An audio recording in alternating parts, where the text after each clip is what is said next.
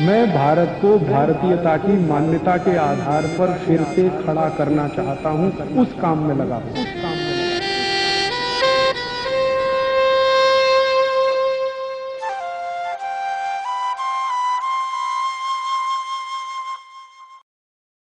भाई श्री राजीव जी इस नए भारत की संकल्पना के बारे में आपको प्रबोधन देंगे और आपके भीतर वो जोश भरेंगे जिससे कि आप भारत के भाग्योदय के लिए पूरी ऊर्जा के साथ आगे बढ़ें और भारत को विश्व की सबसे बड़ी महाशक्ति के रूप में प्रतिष्ठापित करने के लिए यदि आत्म बलिदान भी देना पड़े तो भी ना घबराएं। भाई राजीव जी। परम पूजनीय स्वामी जी, भारत देश के सभी सम्माननीय बहनों भाइयों, अभी थोड़ी देर पहले आप स्वामी जी के मुख से सुन रहे थे भारत की जो दुर्दशा है वो क्या है और भारत की दुर्दशा को ठीक करने के लिए जो भारत स्वाभिमान की नीतियां हैं और उद्देश्य हैं वो क्या हैं। मैं आपसे ये बात करना चाहता हूं कि क्या ये भारत स्वाभिमान की जो नीतियां और उद्देश्य हैं ये सफल होंगी? क्या ये भारत स्वाभिमान का अभियान सफल होगा? क्या भारत का भाग्योदय होगा? अक्सर हम सब कार्यकर्ताओं के मन में समय समय पर यह प्रश्न उठता रहता है। आपस में हम चर्चा करते रहते हैं, एक दूसरे से शंका की दृष्टि से पूछते रहते हैं कि क्या ये अभियान सफल हो जाएगा? क्या हम जो इच्छा करते हैं वैसा भारत बन पाएगा? क्या हमारे सपनों का भारत हम अपने जीते जी देख पाएंगे? मन में अक्सर ऐसा आता है। मैं आपको दुनिया के कुछ देशों के उदाहरण देकर ये बात समझाने की कोशिश करूंगा कि ये अभियान सफल होगा और ये अभियान क्यों सफल होगा, कैसे सफल होगा। दुनिया के अन्य देशों में ऐसे अभियान जब जब चले हैं तो वो कैसे चले हैं, क्यों सफल हुए हैं और किस ऊंचाई तक वो पहुंचे हैं। भारत स्वाभिमान का जो अभियान अपने भारत में परम पूजनीय स्वामी जी के नेतृत्व में जो शुरू हुआ है, ये अभियान भारत की दशा को और दिशा को ठीक करने वाला है।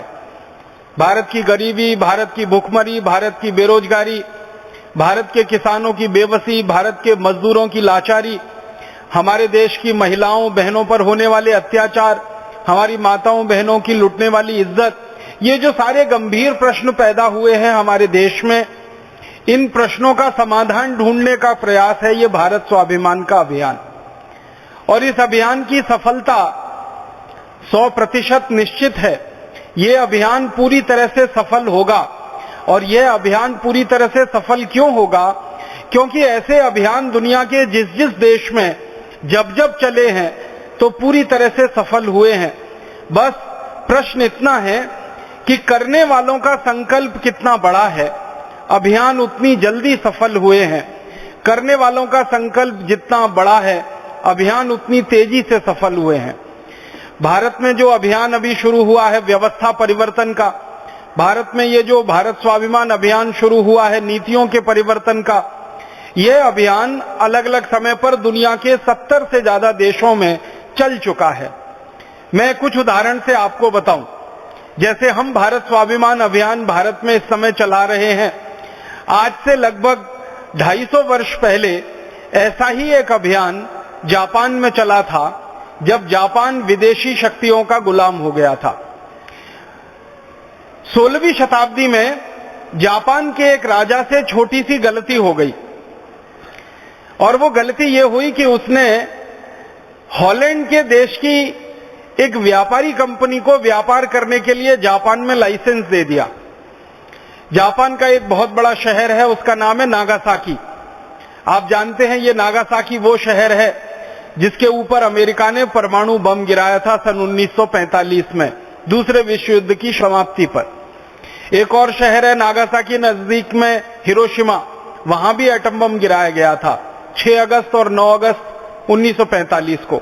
तो नागासाकी नाम के शहर में 16वीं शताब्दी में 1600 के आसपास एक डच कंपनी को व्यापार करने का लाइसेंस मिल गया। वो कंपनी नागासाकी में घुस गई, धीरे धीरे उसका व्यापार शुरू हुआ, मुनाफा उनको वहां मिलने लगा, तो कुछ और डच कंपनियां वहां घुस गईं। फिर ये डच लोगों की मदद से स्पेनिश लोग वहां पहुंच गए, फिर उनकी मदद से कुछ फ्रांसीसी लोग पहुंच गए, फिर पीछे से अंग्रेज पहुंच गए और अंत में वहां अमरीकी भी पहुंच गए।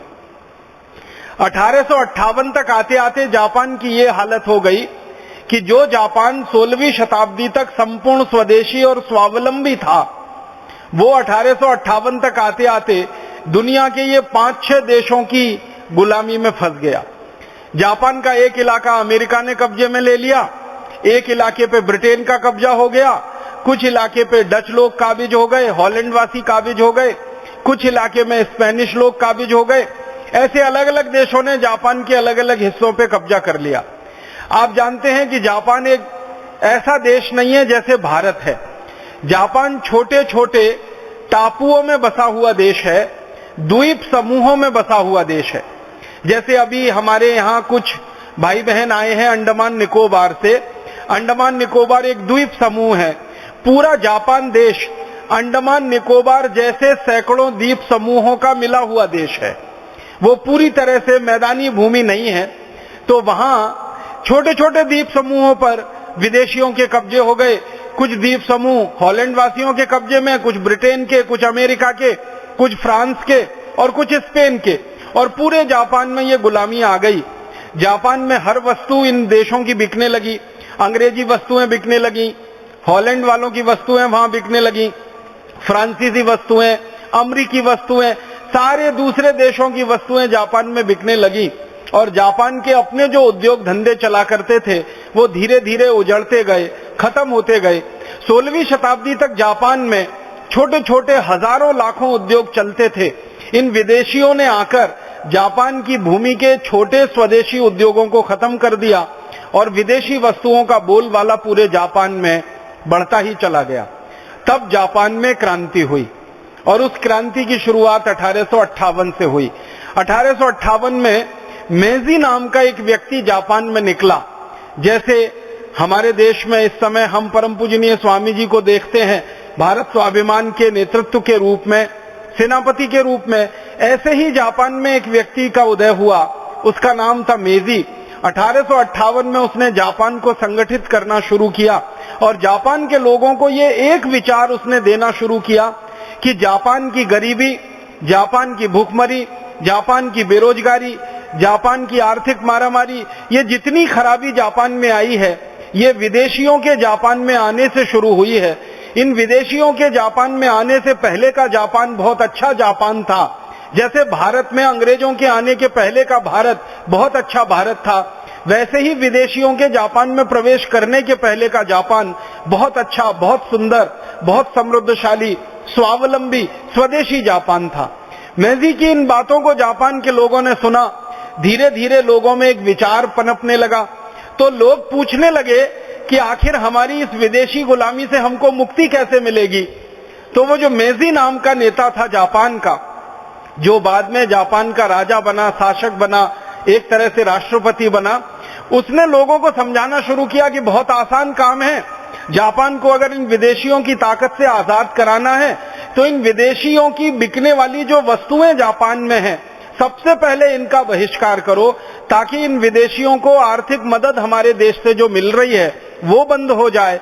और जब इन विदेशियों को जापान से मिलने वाली आर्थिक मदद बंद हो जाएगी तो इन विदेशियों का जापान में रहने का दूसरा कोई लालच नहीं है, वो यहां से छोड़कर अपने आप चले जाएंगे। इनको आर्थिक ताकत जो हम दे रहे हैं वही इनको जापान में टिकाए हुए है। लोगों की समझ में ये स्वदेशी की बात आ गई और जापान में एक जबरदस्त स्वदेशी आंदोलन शुरू हो गया।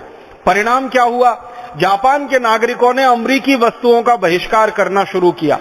जापान के नागरिकों ने अंग्रेजी वस्तुओं का बहिष्कार करना शुरू किया। जापान के नागरिकों ने हॉलैंड की, डच वस्तुओं का बहिष्कार करना शुरू किया। जापानी नागरिकों ने फ्रांसीसी वस्तुओं का बहिष्कार करना शुरू किया। उसी समय क्या हुआ कि जब ये जापानी लोग विदेशी वस्तुओं का बहिष्कार कर रहे थे तो अमेरिका में, फ्रांस में और ये ब्रिटेन में और ये हॉलैंड में खलबली मच गई। इन देशों में खलबली ये मच गई कि जापान में अगर ये स्वदेशी आंदोलन चल गया और सफल हो गया तो जापानी लोग तो आजाद हो जाएंगे, हमारी गुलामी से बाहर चले जाएंगे, फिर हमारे लिए इतना बड़ा बाजार जो जापान का है ये निकल जाएगा, तो हमें कुछ करना चाहिए। तो इन सब देशों ने मिलकर जापान को डराना शुरू किया, धमकाना शुरू किया। इन देशों ने जापान के ऊपर हमले करना शुरू किया। ये 4-5 देशों की सेना मिलकर जापान के ऊपर चढ़ बैठी और मेजी के सहयोगियों को दबोचना इन्होंने शुरू किया, और इस तरह से संघर्ष की स्थिति जापान में बनना शुरू हो गई। एक समय ऐसा आया कि जापान में स्वदेशी आंदोलन के जो समर्थक लोग थे, और एक समय ऐसा आया कि ये स्वदेशी आंदोलन के सहयोगी लोग जो थे, ये विदेशियों की सेना के सामने सैनिक युद्ध में हारने लगे। सैनिक युद्ध में ये हारने क्यों लगे? क्योंकि जापान के पास उस समय इतनी ताकतवर सेना नहीं थी जितनी ताकतवर सेना इन 5 देशों की थी। आप सोचिए, 5 देश एक तरफ और जापान अकेला एक तरफ, 5 देशों की सेना एक तरफ, जापान छोटा सा टापुओं का देश वो एक तरफ। तो जापान के लोग सैनिक युद्ध में तो हारने लगे, लेकिन उनके मन में जो युद्ध चल रहा था वो बहुत ताकतवर था। और जापानियों ने यह तय कर लिया था कि अगर हम सैनिक रूप से हार गए और मान लो इन विदेशियों का कब्जा हमारे ऊपर फिर से हो गया, तो भी हम अपने जीवन में इन विदेशियों की तो कोई वस्तु का उपयोग नहीं करेंगे, भले ही हमें भूखे मर जाना पड़े या बिना उस वस्तु के रह जाना पड़े। आपको सुनकर बहुत हैरानी होगी, बहुत आश्चर्य होगा कि जापान के लोगों ने उस जमाने में अपने यहाँ खाने पीने की वस्तुएं जो बहुत कम पैदा होती थी, विदेशों से लेना बंद कर दिया। अमेरिका से आया हुआ संतरा, अमेरिका से आया हुआ सेब जापान के लोगों ने खाना बंद कर दिया। विदेशों से आए हुए चावल और चीनी को जापानियों ने पूरा बहिष्कार करना शुरू कर दिया। एक एक वस्तुओं का पूरे देश में बहिष्कार होता गया, और धीरे धीरे जापान के लोगों ने सैनिक युद्ध में हारने के बाद भी स्वदेशी के युद्ध में जीतना शुरू कर दिया।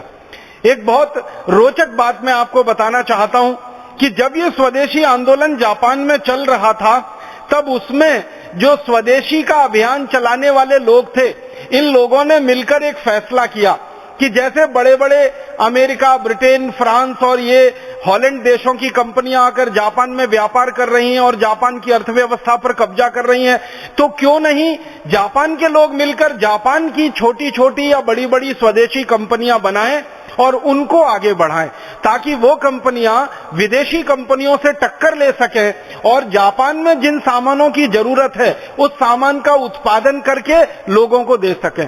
तो सबसे पहली जो जापान की स्वदेशी कंपनी बनी, जो स्वदेशी आंदोलन के गर्भ में से पैदा हुई, उसका नाम है मित्सुबिशी। आपने मित्सुबिशी का नाम सुना होगा। ये जापान की सबसे बड़ी कंपनियों में एक है और जापान की ये सबसे बड़ी स्वदेशी कंपनियों में एक है। जैसे हम भारत में बात करते हैं ना, टाटा सबसे बड़ी स्वदेशी कंपनियों में एक है, वैसे जापान में मित्सुबिशी सबसे बड़ी स्वदेशी कंपनियों में एक है।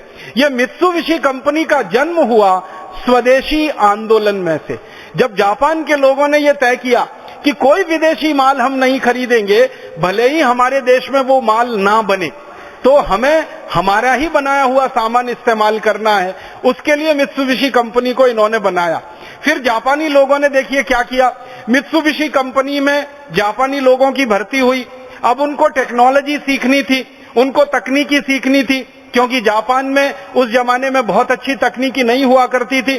तो ये मित्सुबिशी कंपनी के इंजीनियर जो हुआ करते थे, इनको विदेश में पढ़ने के लिए भेजा जाता था। सबसे ज्यादा ये जाते थे पढ़ने के लिए जर्मनी में। जर्मनी में जाकर ये मित्सुबिशी कंपनी के इंजीनियर तैयार होते थे, पढ़कर वापस आते थे और जापान के लोगों के लिए टेक्नोलॉजी बनाते थे। इनका तरीका क्या था? जर्मनी में गए, वहां मशीनों को देखा, मशीनों को खोला, खोलने के बाद फिर वापस बंद किया, फिर खोला, फिर बंद किया, इतने में मशीन बनाना सीख लेते थे और वापस आकर वैसी की वैसी ही मशीन बना देते थे जो जर्मनी में उन्होंने खोलकर देखी होती थी। इस तरह से जापान में मशीनरी का निर्माण शुरू हुआ। इस तरह से उन्होंने तकनीकी का अपने देश में बढ़ावा देना शुरू किया।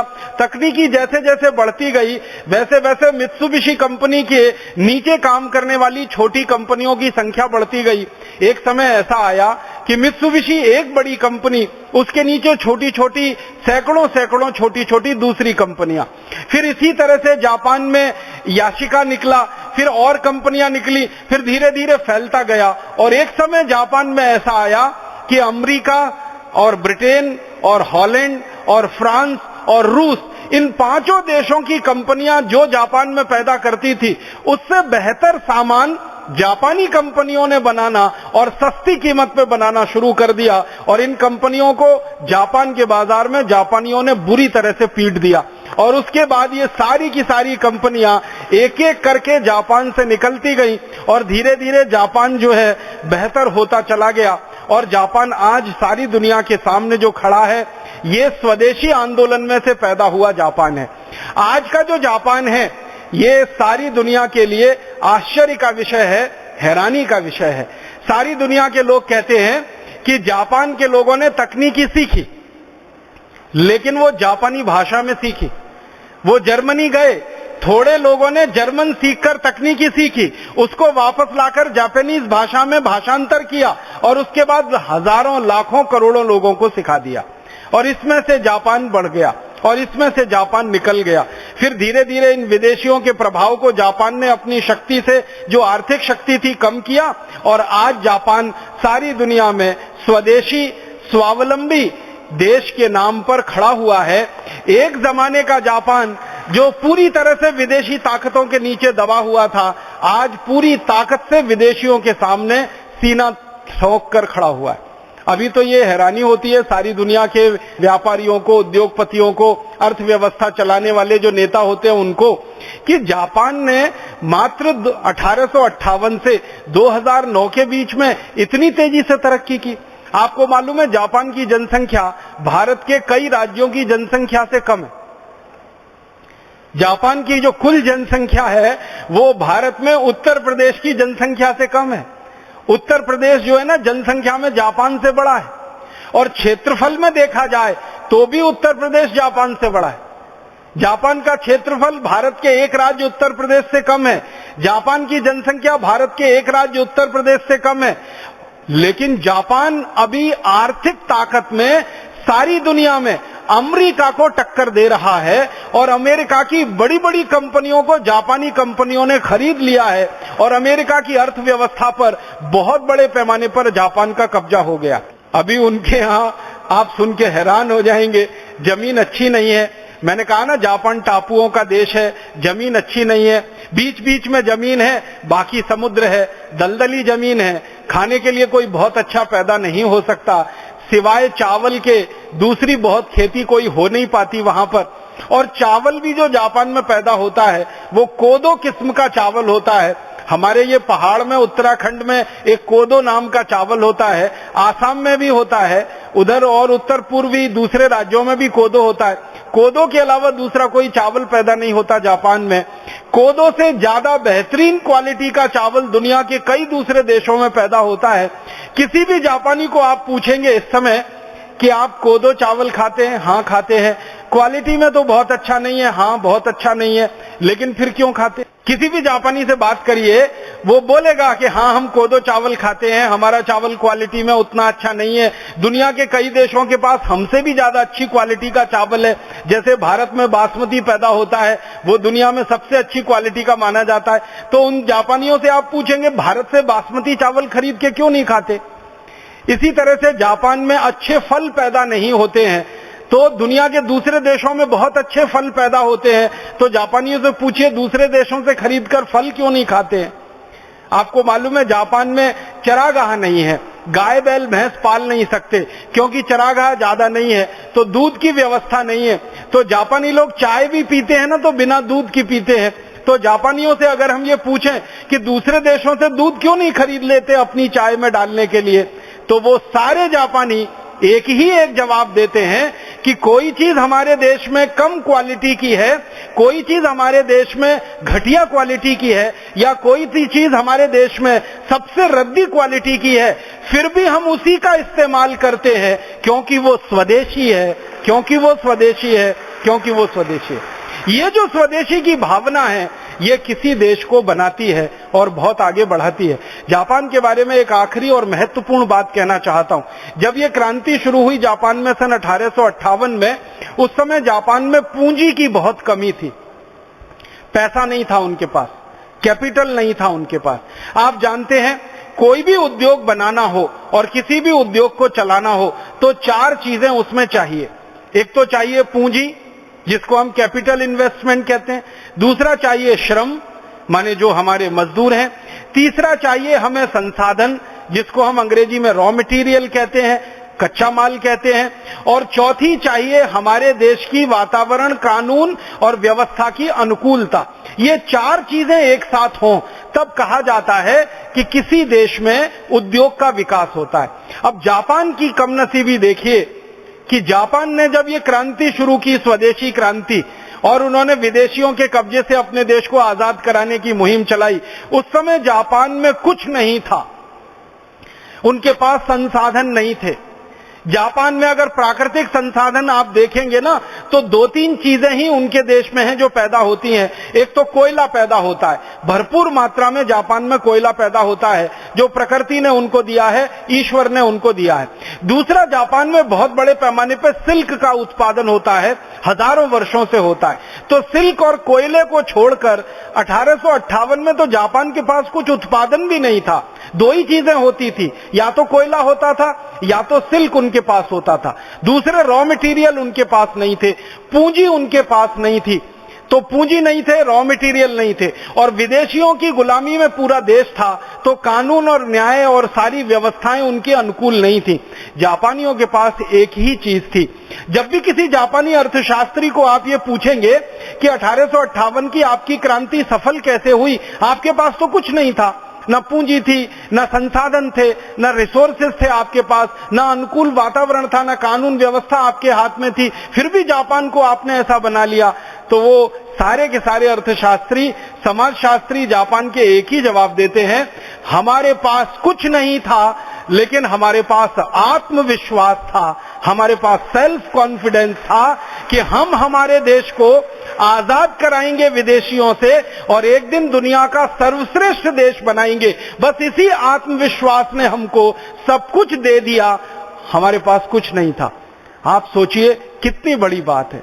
जिस देश के पास कुछ ना हो, प्राकृतिक संसाधन ना हो, कुछ ना हो, वो देश आत्मविश्वास के सहारे, अपनी ताकत के सहारे कितनी दूरी चलता है और कहां पर आकर खड़ा होता है। एक छोटा सा उदाहरण देके ये खत्म करूंगा, फिर दूसरे देश की कहानी सुनाऊंगा। जापान में जब ये मित्सुबिशी कंपनी बनी तो कंपनी के सामने भी यही संकट था, पूंजी नहीं है। कंपनी का फॉर्मेशन तो हो गया, कई आत्मविश्वासी जापानियों ने मिलकर कंपनी तो बना ली, लेकिन पूंजी कहां से लाएं कंपनी चलाने के लिए। तो जापान के जो कंपनी में काम करने वाले कर्मचारी थे ना, इन्होंने एक संकल्प लिया कि हम कहीं से बाहर से भीख मांगेंगे नहीं, किसी से उधार लेंगे नहीं, किसी से कर्ज लेंगे नहीं, और फिर भी हम इस कंपनी को आगे लेके जाएंगे और चलाएंगे। तो इन लोगों ने पता है रास्ता क्या निकाला? इन्होंने रास्ता ये निकाला कि पूंजी तो पैदा हो सकती है अगर अतिरिक्त श्रम हमारे पास हो। ये अर्थशास्त्र का एक सिद्धांत है कि अगर सरप्लस लेबर आपके पास है तो सरप्लस लेबर से आप पूंजी को पैदा कर सकते हैं। तो जापानी जो कारीगर होते थे, जापानी जो मजदूर होते थे, उन्होंने कंपनी में काम करना शुरू किया। तो पता है उनको एक दिन में 6 घंटे का काम करना पड़ता था। उन्होंने कहा हम 12 घंटे काम करेंगे और तनख्वाह उतनी ही लेंगे, पगार उतनी ही लेंगे, वेतन उतना ही लेंगे। 6 घंटे का वेतन लेंगे, 12 घंटे काम करेंगे। आप सोच रहे हैं, 6 घंटे का वेतन लेंगे, 12 घंटे काम करेंगे, 4-5 घंटे का वेतन लेंगे, 12 घंटे काम करेंगे, माने अतिरिक्त श्रम करेंगे। और सारे जापान के मजदूरों ने पूरे देश के छोटे छोटे बड़े बड़े कारखानों में इस उद्देश्य से काम करना शुरू किया कि हमारे देश के पास पूंजी नहीं है, हमें पूंजी पैदा करनी है, विदेशों से हमें हाथ फैला के भीख मांगनी नहीं है, कर्ज किसी से लेना नहीं है, हम अपने श्रम का बलिदान करेंगे, श्रम का उपयोग करेंगे, ज्यादा देर से श्रम करेंगे। 6 घंटे का काम 12 घंटे और 13 घंटे, 14 घंटे, कई कई फैक्ट्रियों में तो लोग 16-16 घंटे काम किया करते थे, तनख्वाह और वेतन सिर्फ 6 घंटे का लिया करते थे। इसमें से पूंजी पैदा हुई। और ध्यान रखिएगा, ये काम जापान के मजदूरों से किसी ने जबरदस्ती नहीं कराया, अपनी स्वयं प्रेरणा से और भावना से उन्होंने ये काम किया। जापान का नेता आप सोचिए कितना तेजस्वी रहा होगा कितना चमत्कारी रहा होगा, जिसका नाम मैजी मैंने आपके सामने लिया, जिसने जापान के लोगों में इतनी भावना भर दी कि दूसरों से भीख मांगने से अच्छा है हम ज्यादा मेहनत करके पूंजी बनाए। तो 6 घंटे का वेतन लेके 12 घंटे, 14 घंटे, 16 घंटे काम किया और इसमें से मित्सुबिशी कंपनी ने पूंजी पैदा की और उस पूंजी को फिर उन्होंने गुणात्मक रूप से मल्टीप्लाई किया और धीरे धीरे जापान आज दुनिया में सबसे ज्यादा तरल पूंजी वाला देश बन गया। अभी सारी दुनिया के अर्थशास्त्री ये कहते हैं कि अमेरिका के बाद दुनिया में किसी देश के पास सबसे ज्यादा तरल पूंजी है, जिसको लिक्विडिटी कहते हैं, वो जापान के पास ही है। और अमेरिका की बड़ी बड़ी बैंकें जापान के कब्जे में हैं। अमेरिका की बड़ी बड़ी फाइनेंशियल कंपनियां अमेरिका में जापान के कब्जे में है और इस समय अमेरिका की हालत तो बहुत खराब हो चुकी है। अगर आपको एक वाक्य में मैं कहूं कि अमेरिका के डिपार्टमेंटल स्टोर्स पर चीन का कब्जा है और अमेरिका की फाइनेंशियल जो बैकबोन है, जो उनकी रीढ़ की हड्डी है वैयक्तिक और आर्थिक रूप से, उस पर पूरी तरह से जापान का कब्जा है। तो ऐसा जब स्वदेशी आंदोलन किसी देश में चलता है तो कहां से कहां किसी देश को ले जाता है। आज जापानियों को गर्व है इस बात पर कि वो जापानीज भाषा में काम करते हैं, सारी शिक्षा जापानीज में होती है, जापान की वस्तुओं का उपयोग करते हैं, जापानी सभ्यता और संस्कृति को 1 इंच भी उन्होंने नहीं छोड़ा है। जापानी संस्कृति में आपको 2-3 उदाहरण देता हूं। सबसे ज्यादा पवित्र माना जाता है जमीन पर बैठना, जमीन पर सोना, जमीन पर खाना और जमीन पर ही सारे काम करना। आप जापान के किसी भी बड़े से बड़े घर में चले जाइए, वो करोड़पति का घर हो, अरबपति का घर हो या रोडपति का घर हो, वो आपको जमीन पर ही बिठा के खाना खिलाएगा, जमीन पर ही आपको सुलाएगा, जमीन पर ही आपके साथ वो बैठेगा। वो मित्सुबिशी के चीफ एग्जीक्यूटिव ऑफिसर का घर हो या मित्सुबिशी के किसी साधारण मजदूर का घर हो, उन्होंने अपनी संस्कृति को नहीं छोड़ा।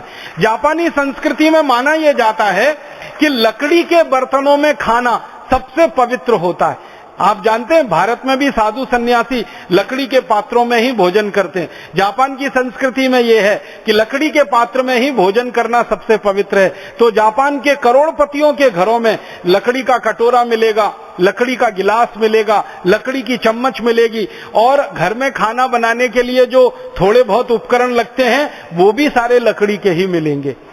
आप किसी बड़े से बड़े जापानी के घर में जाएंगे, बैठने को कुर्सी नहीं मिलेगी, सोफा नहीं मिलेगा, सोने के लिए डबल बेड नहीं मिलेगा और आप उनसे पूछेंगे कि क्या आप गरीब हैं जो ये सोफा नहीं खरीद सकते, या आप जो है डबल बेड नहीं ले सकते, या डाइनिंग टेबल पे बैठ के खा नहीं सकते, तो वो आपको बहुत तेज गुस्सा होकर, हो सकता है गाली में भी आपसे बात करे और वो कहेगा कि हम ये सब कर सकते हैं लेकिन हम करते नहीं है क्योंकि हमारी संस्कृति में इसकी इजाजत नहीं। तो अपनी संस्कृति को नहीं छोड़ा, अपनी सभ्यता को नहीं छोड़ा, अपने धर्म को नहीं छोड़ा उन्होंने।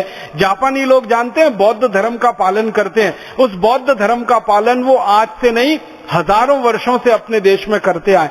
तो ना धर्म छोड़ा, ना संस्कृति छोड़ी, ना भाषा छोड़ा, ना उन्होंने अपना पहनावा छोड़ा, ना उन्होंने स्वदेशीपन छोड़ा, ना उन्होंने देशभक्ति छोड़ी अपनी।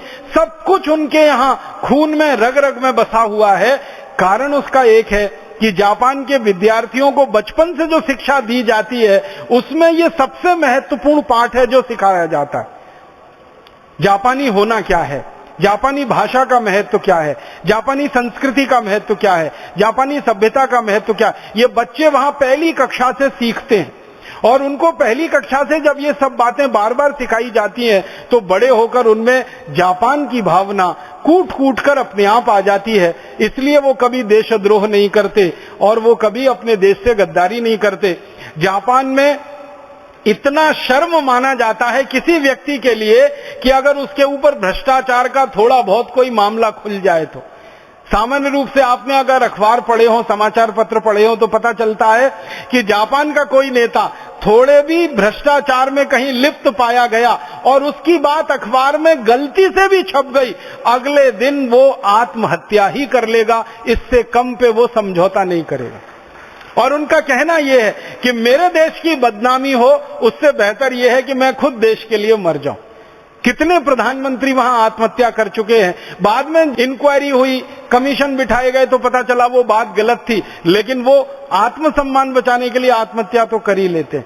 ऐसा जापान बना स्वदेशी आंदोलन के गर्भ में से निकल के, जो स्वदेशी आंदोलन वहां 1858 में चला। तो मेरा मानना है कि जब जापान जैसा देश, जो जनसंख्या में हमसे बहुत छोटा, क्षेत्रफल में हमसे बहुत छोटा, संसाधनों में हमसे बहुत कम, सभ्यता और संस्कृति में शायद हमसे कम पुराना, हमारी सभ्यता और संस्कृति तो उनसे कई हजार गुना ज्यादा साल पुरानी है, इन सब चीजों में हमसे कम होने पर भी जापान अगर सफल हो सकता है, स्वदेशी आंदोलन को चला सकता है, अपने देश को स्वावलंबी और स्वाभिमानी बना सकता है, तो भारत देश में भी अपना अभियान जो भारत स्वाभिमान का है ये जरूर सफल होगा, क्योंकि हमारे पास तो ताकत में जापान से कई गुना ज्यादा संसाधन है, जापान से कई हजार गुना ज्यादा पुरानी संस्कृति और सभ्यता और हमारी परंपरा है, जापान से कई हजार गुना ज्यादा लोग हमारे देश में हैं जो इस अभियान में लगने की तैयारी में है, और जापान से कई हजार गुना ज्यादा सामूहिक रूप से लोगों का आत्मविश्वास हमारे पास है। इसलिए मुझे लगता है कि भारत स्वाभिमान का अभियान तो जरूर सफल होने वाला है। आने वाले समय में हम सारे देश के सामने ऐसी ही एक क्रांति और हुई है अमेरिका में। आप जानते हैं कि इस समय अमेरिका जो दुनिया भर पे दादागिरी करता है, एक जमाने में ये अमेरिका अंग्रेजों का गुलाम हो गया था और बहुत लंबे समय तक अंग्रेजों का गुलाम रहा है। अमेरिका के ऊपर सबसे ज्यादा समय तक स्पेन ने राज्य किया है। स्पेन एक छोटा सा देश है यूरोप का। एक स्पेनिश व्यक्ति निकला 1492 में, उसका नाम था कोलंबस। उसने अमेरिका को देख लिया, खोज नहीं लिया, देख लिया, क्योंकि अमेरिका तो पहले से था। तो कोलंबस अमेरिका में पहुंच गया। अमेरिका में उसने धन देखा, संपत्ति देखी, और उस समय अमेरिका में जो मूल अमरीकी लोग थे उनकी समृद्धि बहुत ज्यादा थी। अमेरिका में जो मूल अमरीकी लोग हैं उनको कहा जाता है माया सभ्यता के लोग, माया सिविलाइजेशन के लोग। दूसरे शब्दों में उनको रेड इंडियंस भी लोग कह देते हैं, क्योंकि उनके शरीर का रंग थोड़ा तांबे के रंग का होता है और दिखने में वो आपके ही जैसे होते हैं, एकदम भारतीय है। उनके नाक नक्श आपके जैसे हैं, उनकी आंखें आपके जैसी हैं, शरीर की बनावट भी आपके जैसी है, माने भारतीयों जैसी है, बस शरीर का रंग थोड़ा सा तांबे जैसा है, कॉपर कलर का है। तो उनको रेड इंडियंस कहा गया। मूल रूप से उनको माया सभ्यता के लोग कहा गया। इनका राज्य था पूरे अमेरिका में, और अमेरिका का मतलब उत्तरी अमेरिका में, जहां पर आज यूएसए बसा हुआ है, यूनाइटेड स्टेट्स ऑफ अमेरिका। 1776 सन के पहले यूएसए नाम की कोई चीज नहीं थी दुनिया में। 1776 के पहले अमेरिका में उत्तरी अमेरिका कहलाता था ये पूरा का पूरा इलाका, और यहां पर छोटे बड़े कुल मिलाकर बड़े राज्य थे 13 और छोटे राज्य थे 22। ऐसा ये पूरा इलाका था, उत्तरी अमेरिका का था। इस पर पूरी तरह से अंग्रेजों का कब्जा था। अंग्रेजों ने अमेरिका पर कब्जा कर लिया था, अमेरिका को गुलाम बना लिया था, ठीक वैसे ही जैसे अंग्रेजों ने भारत पर कब्जा कर लिया था, भारत को गुलाम बना लिया था। अंग्रेज अमेरिका में गए थे व्यापार करने के लिए। अंग्रेजों से पहले अमेरिका में स्पेनिश लोग गए थे, मैंने बताया कोलंबस गया था। कोलंबस और स्पेनिश लोगों ने अमेरिका में बहुत लूटपाट की थी। करोड़ों करोड़ों मीट्रिक टन सोना लूटा था इन्होंने अमेरिका से। कोलंबस जब पहली बार अमेरिका गया था तो कोलंबस ने अपनी डायरी में लिखा है कि मैंने अमेरिका में जाकर जितना सोना चांदी हीरा जवाहरात देखा, मेरी आंखें आश्चर्य से फटी रह गईं और मुझे लगा कि भगवान ने मुझे सोने के खजाने में भेज दिया है, अब मैं यहां से कभी वापस नहीं जाऊंगा। ये उसकी डायरी के वाक्य हैं, शब्द हैं। और उसने लूटमार शुरू की, लूटमार करके धन और संपत्ति स्पेन लाना शुरू किया। इस लूटमार में माया सभ्यता के लोगों के साथ उसका संघर्ष हुआ और फिर माया सभ्यता के लोगों को निर्दयता से मारना शुरू किया कोलंबस और उनके लोगों ने। अगर आप पूछेंगे कि ये स्पेनिश लोगों ने अमेरिका में जब लूटपाट की तो कितने लोगों को मारा होगा, ब्रिटिश लोगों ने जब अमेरिका में लूटपाट की तो कितने लोगों को मारा होगा, तो अमेरिका के इतिहासकार बताते हैं कि लगभग 11 करोड़ अमरीकी मूल नागरिकों को स्पेनिश और ब्रिटिश लोगों ने खत्म कर दिया, मार डाला, हमेशा के लिए मौत की नींद में सुला दिया। 11 करोड़। आप सोच सकते हैं, 11 करोड़ की जनसंख्या को हमेशा के लिए मार डाला। ये इतनी हत्या, इतनी हिंसा, इतनी बर्बरता स्पेनिश और ब्रिटिश लोगों ने अमेरिका में की। तो काफी समय तक स्पेन का गुलाम था अमेरिका, बाद में ब्रिटेन का गुलाम हो गया अमेरिका। और ब्रिटेन ने जब कब्जा कर लिया अमेरिका पर, तो अमेरिका में ब्रिटेन की एक ही नीति थी, लूट लूट कर सारा धन इकट्ठा करो और ब्रिटेन में लेके जाओ। तो ब्रिटेन की सरकार जब चलती थी अमेरिका में, तो ये अमेरिका के नागरिकों के ऊपर जब चाहे तब टैक्स बढ़ाती रहती थी। एक बार ऐसा हुआ, सन 1765 में ब्रिटिश गवर्नमेंट ने, ब्रिटिश सरकार ने अमेरिका के नागरिकों पर बहुत ज्यादा टैक्स बढ़ा दिया। आप जानते हैं जैसे भारत में अंग्रेज टैक्स लेते थे, ब्रिटिश गवर्नमेंट टैक्स लेती थी, वैसे ही अमेरिका के लोगों पर भी ब्रिटिश गवर्नमेंट ने, ब्रिटिश सरकार ने टैक्स लेना शुरू कर दिया और बहुत अधिक मात्रा में टैक्स लगा दिए। परिणाम क्या हुआ? अमेरिकी लोग परेशान हो गए। परेशानी क्या होती है? जब नागरिकों पर टैक्स ज्यादा लगाए जाते हैं तो सबसे पहला दुष्परिणाम आता है कि नागरिक गरीब होना शुरू हो जाते हैं। सरकार तो अमीर होती जाती है, सरकार को तो पैसा मिलता जाता है टैक्स से, लोग गरीब होते जाते हैं। तो अमेरिका में गरीबी आना शुरू हो गई। फिर अमेरिका के किसानों पर जबरदस्ती टैक्स लगाए गए, फिर अमेरिका के किसानों में गरीबी आना शुरू हो गई। फिर मजदूर और किसान जब दोनों गरीब होने लगे तो अमेरिका के जो उद्योग चलते थे उन पर टैक्स लगाना शुरू कर दिया और उद्योगों की हालत धीरे धीरे खराब होने लगी। तो अमेरिका के लोगों में भयंकर असंतोष पैदा हुआ। असंतोष दो तरह का था। एक तो अंग्रेज सरकार उनके ऊपर जुल्म करती है, ज्यादती करती है, अत्याचार करती है। दूसरा, उनके सारे धन और संपत्ति को टैक्स के रूप में लूट लूट कर लंदन लेके जाते हैं। तो अमेरिका में एक व्यक्ति निकला, उस व्यक्ति का नाम था जॉर्ज वॉशिंगटन। उस जॉर्ज वॉशिंगटन नाम के व्यक्ति ने अमेरिका में घूम घूम कर लोगों को यह समझाना शुरू किया कि देखो, पहले स्पेनिश लोगों ने हमको गुलाम बनाया और उन्होंने हमको लूटा लगभग 300 साल तक। अब इन अंग्रेजों ने हमको गुलाम बना रखा है और ये लूट लूट कर सारा धन इंग्लैंड में लेके जा रहे हैं। हम गरीब होते जा रहे हैं, हमारे किसान गरीब होते जा रहे हैं, हमारे उद्योग धीरे धीरे बंद हो रहे हैं क्योंकि हमारे उद्योगों पर ज्यादा टैक्स लगा दिए हैं अंग्रेजों ने। तो अब हम कितने दिन तक ये बर्दाश्त करेंगे? कितने दिन हम इसको चलते रहने देंगे? कभी ना कभी तो हमें आजादी पानी होगी, इन अंग्रेजों को अपने देश से भगाना होगा। ये विचार लेकर जॉर्ज वॉशिंगटन नाम का एक व्यक्ति निकला, गांव गांव घूमा। अमेरिका में उस जमाने में 13 राज्य हुआ करते थे। एक वर्जीनिया होता था, एक मैरीलैंड हुआ करता था, ऐसे 13 राज्य हुआ करते थे। ये पूरे राज्यों में घूमा, घूम घूम कर उसने संगठन खड़ा किया। संगठन खड़ा करके ताकत उसके हाथ में आई और जैसे ही उसके हाथ में ताकत आई, माने संगठन की ताकत खड़ी हुई, उसने ऐलान कर दिया। और 1775 के साल में जॉर्ज वॉशिंगटन ने ऐलान कर दिया कि अब हम अंग्रेजों की गुलामी में नहीं रहेंगे और अपने देश को हम आजाद करा के ही रहेंगे। उसने एक डिक्लेरेशन किया और उस डिक्लेरेशन पर पूरी अमरीकियों की मोहर लगी। अमरीकियों ने उसको समर्थन दिया और उसका वो घोषणा था वो ये कि आज से हम अमेरिका माने उत्तरी अमेरिका अंग्रेजों की गुलामी से अपने को आजाद घोषित करते हैं और जहां जहां अंग्रेजों की सेना है और जहां जहां अंग्रेजों के प्रतिष्ठान है, इन सबको या तो हम बंद कराएंगे या इन अंग्रेजों को अपने देश में से मारकर भगाएंगे। तो 1776 से 4 जुलाई को उसने घोषणा कर दी जॉर्ज वॉशिंगटन ने और अमेरिका के लोगों ने उसको समर्थन दिया। उसके बाद 1776 4 जुलाई से 1 अक्टूबर 1781 तक अमेरिका में भयंकर घमासान चला, बहुत घमासान चला, भयंकर युद्ध हुआ। एक तरफ अमेरिका के लोगों की सेना, दूसरी तरफ अंग्रेजों की सेना, जगह जगह युद्ध हुए। अगर आप थोड़ा भी इतिहास पढ़ते होंगे और इतिहास के विद्यार्थी रहे होंगे तो अंतर्राष्ट्रीय इतिहास में एक बड़ी घटना बताई जाती है, बोस्टन टी पार्टी। वो बोस्टन टी पार्टी क्या थी? बोस्टन नाम का एक शहर है, वहां पर अमरीकियों ने अंग्रेजों की एक बहुत बड़ी छावनी हुआ करती थी, उसमें आग लगा दी थी और अंग्रेजी सेना के सैनिकों को मार डाला था अमरीकी लोगों ने।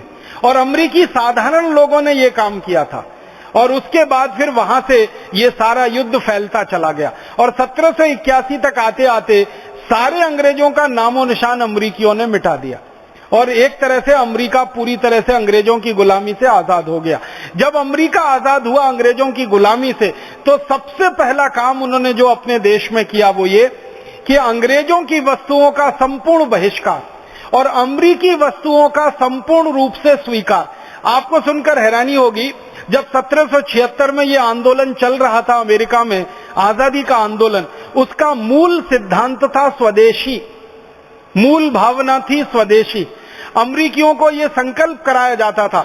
जॉर्ज वॉशिंगटन खुद बड़ी बड़ी सभाएं करता था और सभा में हाथ उठाकर सबसे संकल्प कराता था कि हम संकल्प करते हैं कि आज से अंग्रेजी वस्त्रों का संपूर्ण बहिष्कार करेंगे क्योंकि हमें अमेरिका की आजादी चाहिए, और लोग हाथ उठा के समर्थन करते थे। आपको सुन के एक ताज्जुब होगा, हैरानी भी होगी, अमेरिका बहुत ठंडा देश है, वहां पे सर्दी बहुत पड़ती है, और 1776 में अमेरिका की हालत इतनी खराब थी कि अमेरिका में एक भी बड़ी स्वदेशी कपड़ा बनाने की मिल नहीं थी। उनको कपड़े चाहिए क्योंकि ठंड से शरीर को बचाना है, और गर्म कपड़े चाहिए क्योंकि सर्दी बहुत ज्यादा है। तो गर्म कपड़े ज्यादातर इंग्लैंड से बनकर आते थे और गर्म कपड़े ज्यादातर अंग्रेजी कंपनियां बेचती थी अमेरिका में। जॉर्ज वॉशिंगटन ने जब ये स्वदेशी का अभियान चलाया अपने देश में, तो अमरीकियों में इतनी भावना पैदा हुई कि गर्म कपड़े उनको अगर अमरीकी ना मिले तो पहनेंगे नहीं, भले ठिठुर ठिठुर कर ठंड से मर जाएंगे।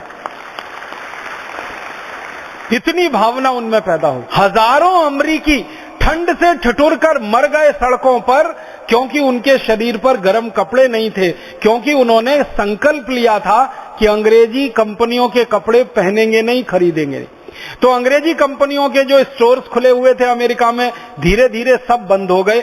लंकाशायर और मैनचेस्टर की जो मिलें चला करती थी, जो अमेरिका में कपड़ों की सप्लाई किया करती थी, वो धीरे धीरे बंद होती चली गई, और धीरे धीरे ब्रिटेन का सारा कब्जा अमेरिका पे से खत्म होता गया और अमेरिका एक आजाद देश हो गया।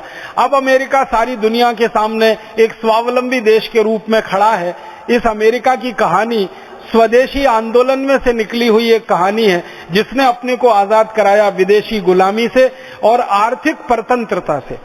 इस अमेरिका की कहानी को पढ़ते समय, जानते समय, सुनते समय बहुत रोमांच होता है कि किस तरह से देश के लोगों में एक भावना प्रबल हो जाती है।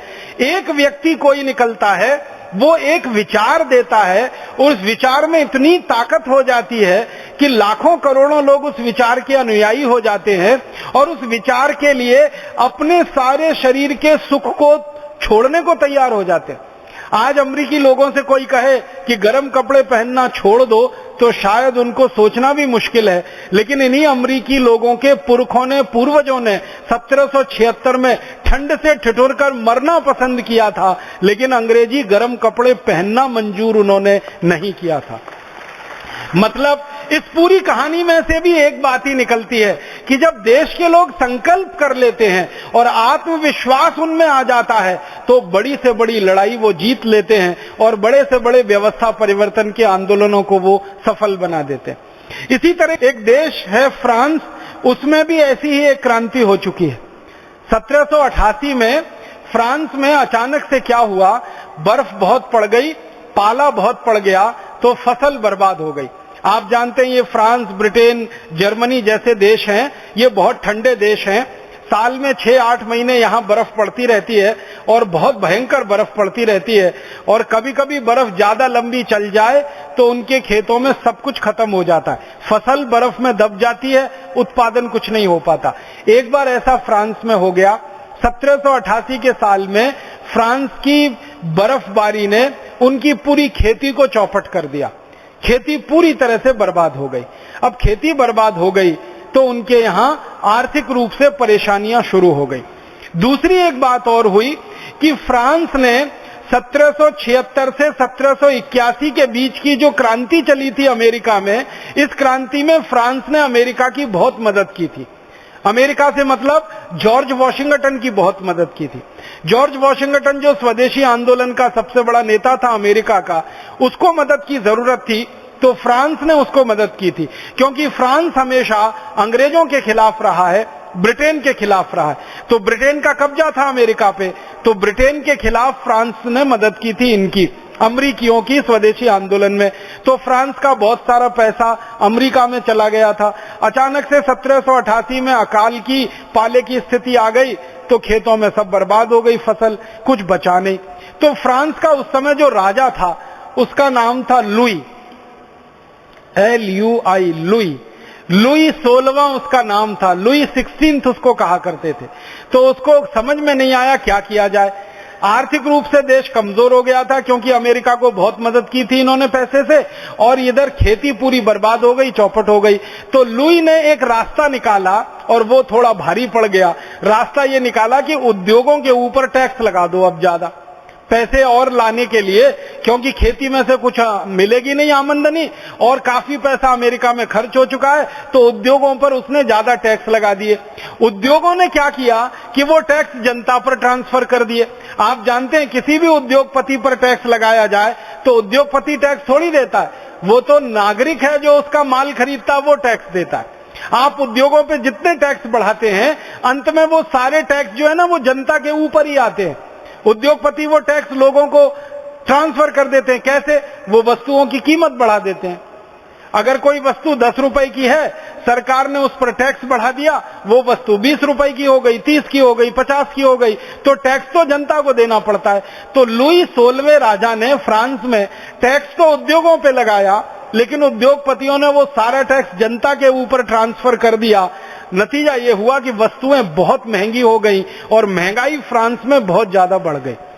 महंगाई जैसे ही बढ़ी तो लोगों की गरीबी बढ़ना शुरू हो गई, क्योंकि आप जानते हैं ये महंगाई और गरीबी चोली दामन का साथ है। महंगाई और गरीबी एक ही सिक्के के दो हिस्से हैं। अगर महंगाई तेजी से बढ़ेगी तो गरीबी और तेजी से बढ़ेगी। वो ऐसे समझ लीजिए कि कल तक कोई वस्तु आपको 10 रुपए में मिला करती थी, अब वही वस्तु आपको 50 रुपए में मिलने लगी, तो आपकी जेब से 40 रुपए अधिक जाने लगे जिस वस्तु के लिए, माने आप 40 रुपए से गरीब होना शुरू हो गए उस वस्तु के लिए। तो जैसे ही महंगाई बढ़ी तो गरीबी बढ़ी, और गरीबी महंगाई बढ़ने से फ्रांस में असंतोष बढ़ा, और वो असंतोष धीरे धीरे धीरे धीरे बढ़ता गया, और लुई 16वें राजा के खिलाफ ये सारा असंतोष इकट्ठा हो गया, और इस असंतोष ने एक संगठन का निर्माण कर दिया, और उस संगठन में कुछ नेता निकले, और उन नेताओं ने सारे देश में घूम घूम कर ये कहा कि ये जो लुई 16वां राजा है, इसकी गलत नीतियों के कारण, इसकी गलत व्यवस्था के कारण, इसके गलत कानूनों के कारण फ्रांस का ये हाल हुआ है। गरीबी बढ़ी है, महंगाई बढ़ी है, बेरोजगारी बढ़ी है। इसने अगर अर्थव्यवस्था को ठीक तरह से संभाला होता, ठीक तरह से चलाया होता, तो शायद ये दिन न देखना पड़ता। धीरे धीरे ये विद्रोह बढ़ा, विद्रोह इतना ज्यादा संघीभूत हो गया कि क्रांति हो गई पूरे फ्रांस में। और 1788 में क्या हुआ, लुई 16वें राजा का तख्ता पलट हो गया। तख्ता पलट होने के बाद उसको गिरफ्तार कर लिया और साधारण लोगों ने मिलकर उसका सिर काट दिया, राजा को मार दिया। राजा को मार दिया जब लोगों ने, फिर लोगों ने मिलकर एक संकल्प लिया कि आगे भविष्य में हम किसको राजा बनाएंगे। तो लोगों ने कहा कि एक आदमी को अब राजा नहीं बनाएंगे, अब हम हमारे देश में प्रजातंत्र लाएंगे। तो प्रजातंत्र की बात उस आंदोलन से शुरू हुई। पहले राजा होता था एक, और वो राजा कैसे होता था, राजा का बेटा राजा, राजा का बेटा राजा, राजा का बेटा राजा, राजा का बेटा राजा, ऐसे करके ये लुई खानदान का शासन सैकड़ों साल से चल रहा था। लुई पहला, लुई दूसरा, लुई तीसरा, लुई चौथा, फिर लुई 15वां, लुई 16वां, ऐसे करके बाप बेटा इस तरह से परंपरा में था। तो फ्रांसीसी लोगों ने कहा कि ये बाप बेटे राजा होते रहते हैं, एक ही खानदान का शासन पूरे देश में चलता रहता है, दूसरों को किसी को मौका नहीं मिलता, अब हम हमारे शासन पद्धति को बदलेंगे। तो लुई 16वें की हत्या होने के बाद फ्रांसीसी लोगों ने तय किया कि हम प्रजातंत्र लाएंगे और जनता के द्वारा राजा को चुनवाएंगे, जनता सीधे राजा को चुनेगी। अब तक क्या होता था, राजा अपने बेटे को राजा बना देता था, जनता का उसमें कोई सहभाग नहीं होता था। तो उन्होंने कहा अब जनता राजा को चुनेगी। तो इस तरह से 1788 में इस क्रांति के बाद फ्रांस में एक तरह से प्रजातंत्र आ गया और जनता ने सीधे प्रधानमंत्री को चुनना शुरू कर दिया, जो परंपरा आज तक फ्रांस में कायम है। 1788 के बाद फ्रांस में जितने भी प्रधानमंत्री हुए या राष्ट्रपति हुए, वो सब सीधे जनता के द्वारा चुने गए हैं। वो राजाओं के बेटे राजा इसलिए राजा नहीं बन गए। दूसरा, फिर उन्होंने तय किया कि हमारे देश में जब राजाशाही रही फ्रांस में, तो जो राजा के नजदीक लोग थे उनको तो सारी सुख सुविधाएं मिल जाती थी, जो आम आदमी था उनके लिए कोई सुविधा नहीं थी, शिक्षा की व्यवस्था नहीं थी। आपको सुनकर हैरानी होगी, 1788 तक फ्रांस में साधारण बच्चों को पढ़ाने के लिए कोई स्कूल नहीं था। 1788 तक फ्रांस में जो भी स्कूल चलते थे वो राजा के बच्चों के लिए होते थे या राजा के काम करने वाले अधिकारियों के बच्चों के स्कूल होते थे। तो लोगों ने कहा कि शिक्षा सबको मिलनी चाहिए। जैसे अभी थोड़ी देर पहले परम पूजनीय स्वामी जी आप कहते थे क्या गरीब क्या अमीर, सबको एक जैसी शिक्षा होनी चाहिए। ये बात 1788 में फ्रांस में शुरू हुई कि शिक्षा सभी को मिलनी चाहिए और शिक्षा का अधिकार सभी के लिए होना चाहिए। इसी तरह चिकित्सा सबको मिलनी चाहिए और चिकित्सा का अधिकार सभी को होना चाहिए। सभी बराबर हैं आपस में और सबका अधिकार समान होना चाहिए। एक इक्वेलिटी की बात वहां से निकली और सब भाई भाई हैं आपस में। इक्वेलिटी, फ्रेटर्निटी और ये हमारी जो प्रजातंत्र के मूल्यों की बात होती है ना, ये सब 1788 में फ्रांस की क्रांति से शुरू हुए और फ्रांसीसी लोगों ने इन सब मूल्यों पर आधारित अपने यहां प्रजातंत्र की स्थापना कर ली और पूरा देश एक पुराने राजाशाही पद्धति में जो घिसट रहा था या सड़ रहा था या व्यवस्थाओं में भ्रष्टाचार पैदा हो गया था, उसको उन्होंने खत्म कर लिया। एक रोचक बात और बताता हूं, फ्रांसीसी क्रांति जो 1788 में हुई, इसकी शुरुआत जिस एक मुद्दे से हुई, सबसे ज्यादा लोगों को परेशान करने वाला 1788 में फ्रांस का जो मुद्दा था, महंगाई था, गरीबी था, भुखमरी था, बेकारी था, ये तो था ही, भ्रष्टाचार सबसे ज्यादा था उस समय फ्रांस में। सबसे ज्यादा करप्शन की बात होती थी। लोग ये कहते थे कि हमारे देश के विकास के लिए राजा का जितना बजट बनता है और हम जितना पैसा राजा को टैक्स में देते हैं उसमें अंतर बहुत है। माने टैक्स में बहुत ज्यादा देते हैं और लोगों के विकास के लिए बहुत कम खर्च होता है। बाकी पैसा कहां जाता है? तो राजा खा जाता है या उसके अधिकारी खा जाते हैं। यहां से बात शुरू हुई थी भ्रष्टाचार की और उस भ्रष्टाचार की बात के आगे बढ़ते बढ़ते गरीबी, भुखमरी, बेकारी, महंगाई, ये सब जुड़ता गया और इन सब ने मिलकर एक साथ फ्रांस में क्रांति पैदा कर दी। और जिस फ्रांस में एक जमाने में कहा जाता था कि लुई के शासन को हटाना भगवान से टक्कर लेने जैसा है, ऐसा फ्रांसीसी लोग कहा करते थे। लुई के शासन को समाप्त करना भगवान की गद्दी को उलटने जैसा है। माने लुई को भगवान मानते थे वहां के लोग, राजा को भगवान का मानते थे, देवदूत मानते थे। तो एक जमाने में जिस फ्रांस में राजा को हिलाना, राजा को हटाना, उसकी गद्दी उलटना, उसकी सत्ता पलटना एकदम असंभव माना जाता था, उसी फ्रांस में थोड़े सा प्रयास कुछ लोगों ने किया और एक दिन फ्रांस उस राजा की गुलामी से और उस बेबसी वाली व्यवस्था से आजाद हो गया। भ्रष्टाचार, गरीबी, भूखमरी, बेरोजगारी, सब कुछ उन्होंने अपने देश में से बड़े पैमाने पर समाप्त करा लिया। और आज फ्रांस दुनिया में बहुत गर्व से कहने वाला ये देश है कि फ्रांस की शिक्षा व्यवस्था सबके लिए समान है, फ्रांस की चिकित्सा व्यवस्था सबके लिए समान है। सरकार के धन से चिकित्सा चलती है, सरकार के धन से शिक्षा होती है। चिकित्सा और शिक्षा पर जितना पैसा फ्रांस खर्च करता है शायद ही दुनिया का कोई दूसरा देश करता होगा। और फ्रांस के आज के राजनेता ये कहते हैं कि ये करना हमारी मजबूरी है, क्योंकि 1788 की क्रांति ने इतना डर बिठा रखा है नेताओं के मन में कि अगर ये नहीं करेंगे तो आज के नेताओं का भी वही हाल होगा जो लुई 16वें का हाल फ्रांस में हुआ। इसलिए फ्रांस के नेता डरते रहते हैं, घबराते रहते हैं और सही रास्ते पर चलते रहते हैं। आज फ्रांस में ऐसा माहौल है कि थोड़ा भी भ्रष्टाचार, थोड़ा भी करप्शन का मामला किसी एक प्रधानमंत्री के खिलाफ या राष्ट्रपति के खिलाफ आ जाए, तुरंत सरकार पलट जाती है, तुरंत सरकार बदल जाती है। तो ऐसी एक क्रांति फ्रांस में हुई है। एक और उदाहरण मैं आपको देना चाहता हूं, ऐसी एक क्रांति रूस में भी हुई है। एक जमाना था कि रूस में भी बहुत बुरा हाल हो गया था। 1917 के आसपास रूस में क्या हुआ, वैसे तो आप सभी जानते हैं, अगर थोड़ा भी इतिहास आप पढ़ते होंगे, 1914 में प्रथम विश्व युद्ध हुआ था दुनिया में। इस प्रथम विश्व युद्ध में रूस को लड़ना पड़ा जर्मनी के खिलाफ। जर्मनी एक तरफ था, जर्मनी ऑस्ट्रिया जैसे देश एक तरफ थे, रूस और रूस के सहयोगी देश एक तरफ थे। तो 1914 से 1917 3 साल विश्व युद्ध चला। इस विश्व युद्ध में रूस की आर्थिक रूप से बड़ी भारी नुकसान हो गया, ये बहुत नुकसान हो गया। रूस का पैसा बहुत ज्यादा डूब गया युद्ध में। रूस के कारखाने काफी हद तक बंद हो गए युद्ध के कारण। युद्ध में अर्थव्यवस्था पूरी तरह से तहस नहस हो जाती है, आप सभी जानते हैं, क्योंकि अर्थव्यवस्था का सारा पैसा युद्ध में लग जाता है। भारत ने 4 विदेशी युद्ध लड़े हैं अपनी जमीन पर और एक 5वां छोटा युद्ध लड़ा है कारगिल का।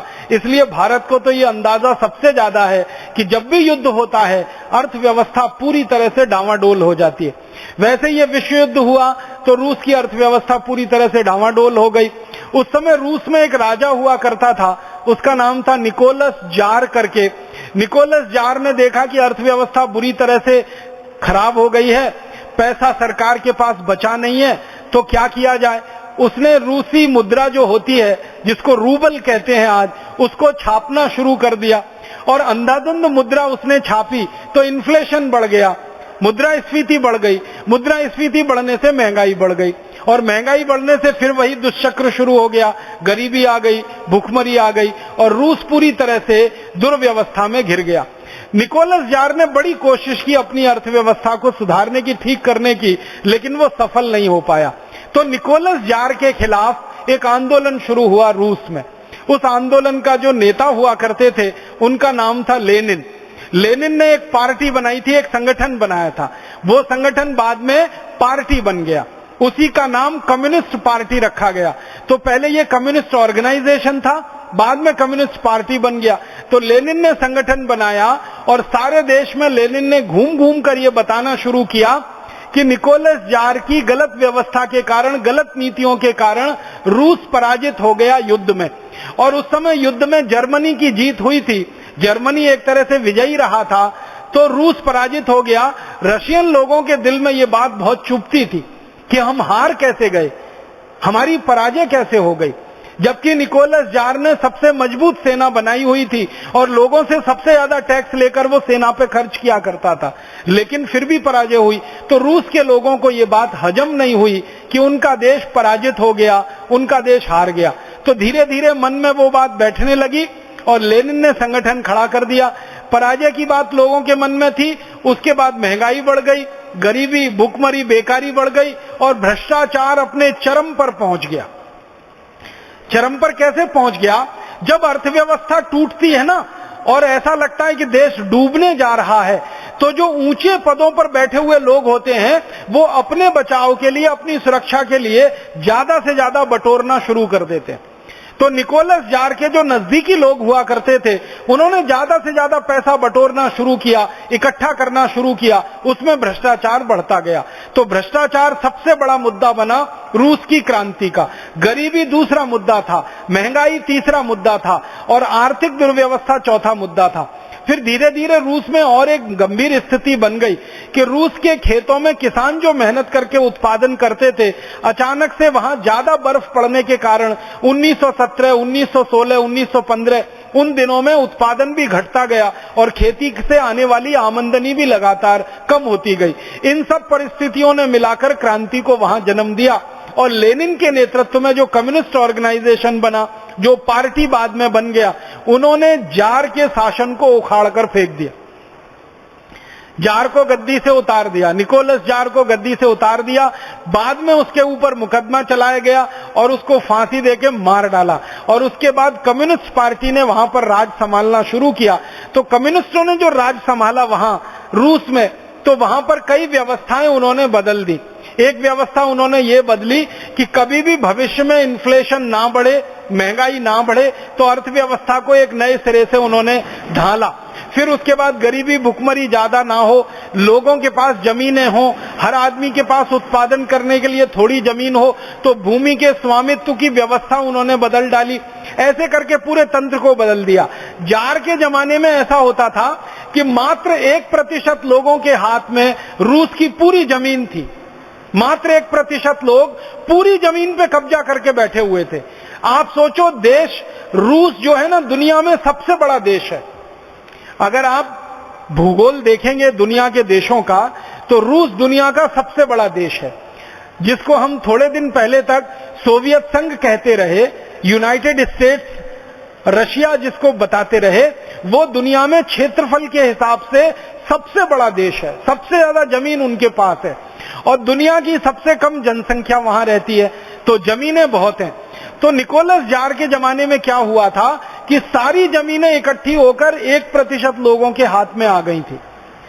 तो ये लेनिन ने मुद्दा बनाया था कि सारी जमीनें 1% लोगों के हाथ में है और 99% लोग वहां भूमिहीन हैं, लैंडलेस हैं, तो ये 99% लोगों को इकट्ठा किया जाए और इनको संगठित करके क्रांति की शुरुआत की जाए। तो वहां से उनके यहाँ क्रांति की शुरुआत हुई और वो संगठन मजबूत होता ही गया और एक दिन चलकर उन्होंने जार की पूरी व्यवस्था को उलट दिया और सोवियत संघ एकदम नया देश बन गया। उसके बाद से सोवियत संघ ने अमेरिका के सामने सारी की सारी कंपटीशन लगा दी, पूरी की पूरी प्रतियोगिता लगा दी और रूस को ऐसा उन्होंने तय कर लिया था कि अमेरिका से किसी भी मामले में पीछे नहीं रहना चाहिए। अमेरिका पूंजीवादी तरीके से विकसित होने वाला देश था, इन्होंने साम्यवादी तरीके से देश को विकसित करना शुरू किया और काफी हद तक उस देश को उन्होंने आगे बढ़ा लिया। बाद में क्या हुआ, 1970 के दशक में रूस में फिर गड़बड़ी हो गई कि ये कम्युनिस्ट पार्टी की मदद से जो शासन व्यवस्था आई थी, इस शासन व्यवस्था में क्या हुआ था, नौकरशाही पूरी तरह से हावी हो गई, जिसको हम ब्यूरोक्रेसी कहते हैं भारत में, वो नौकरशाही पूरी तरह से हावी हो गई और नौकरशाही ने फिर भ्रष्टाचार की सारी हदें तोड़ दी और फिर उस नौकरशाही के खिलाफ फिर से बगावत हुई रूस में और उस बगावत में रूस जो है ना खंड खंड टूट गया। एक जमाने में दुनिया का सबसे बड़ा भौगोलिक देश हुआ करता था, अब एक एक छोटे छोटे हिस्से में टूट गया है। रूस अलग हो गया, बायलोरसिया अलग हो गया, तजाकिस्तान अलग हो गया, किर्गिस्तान अलग हो गया, ऐसे छोटे छोटे बहुत सारे टुकड़े हो गए।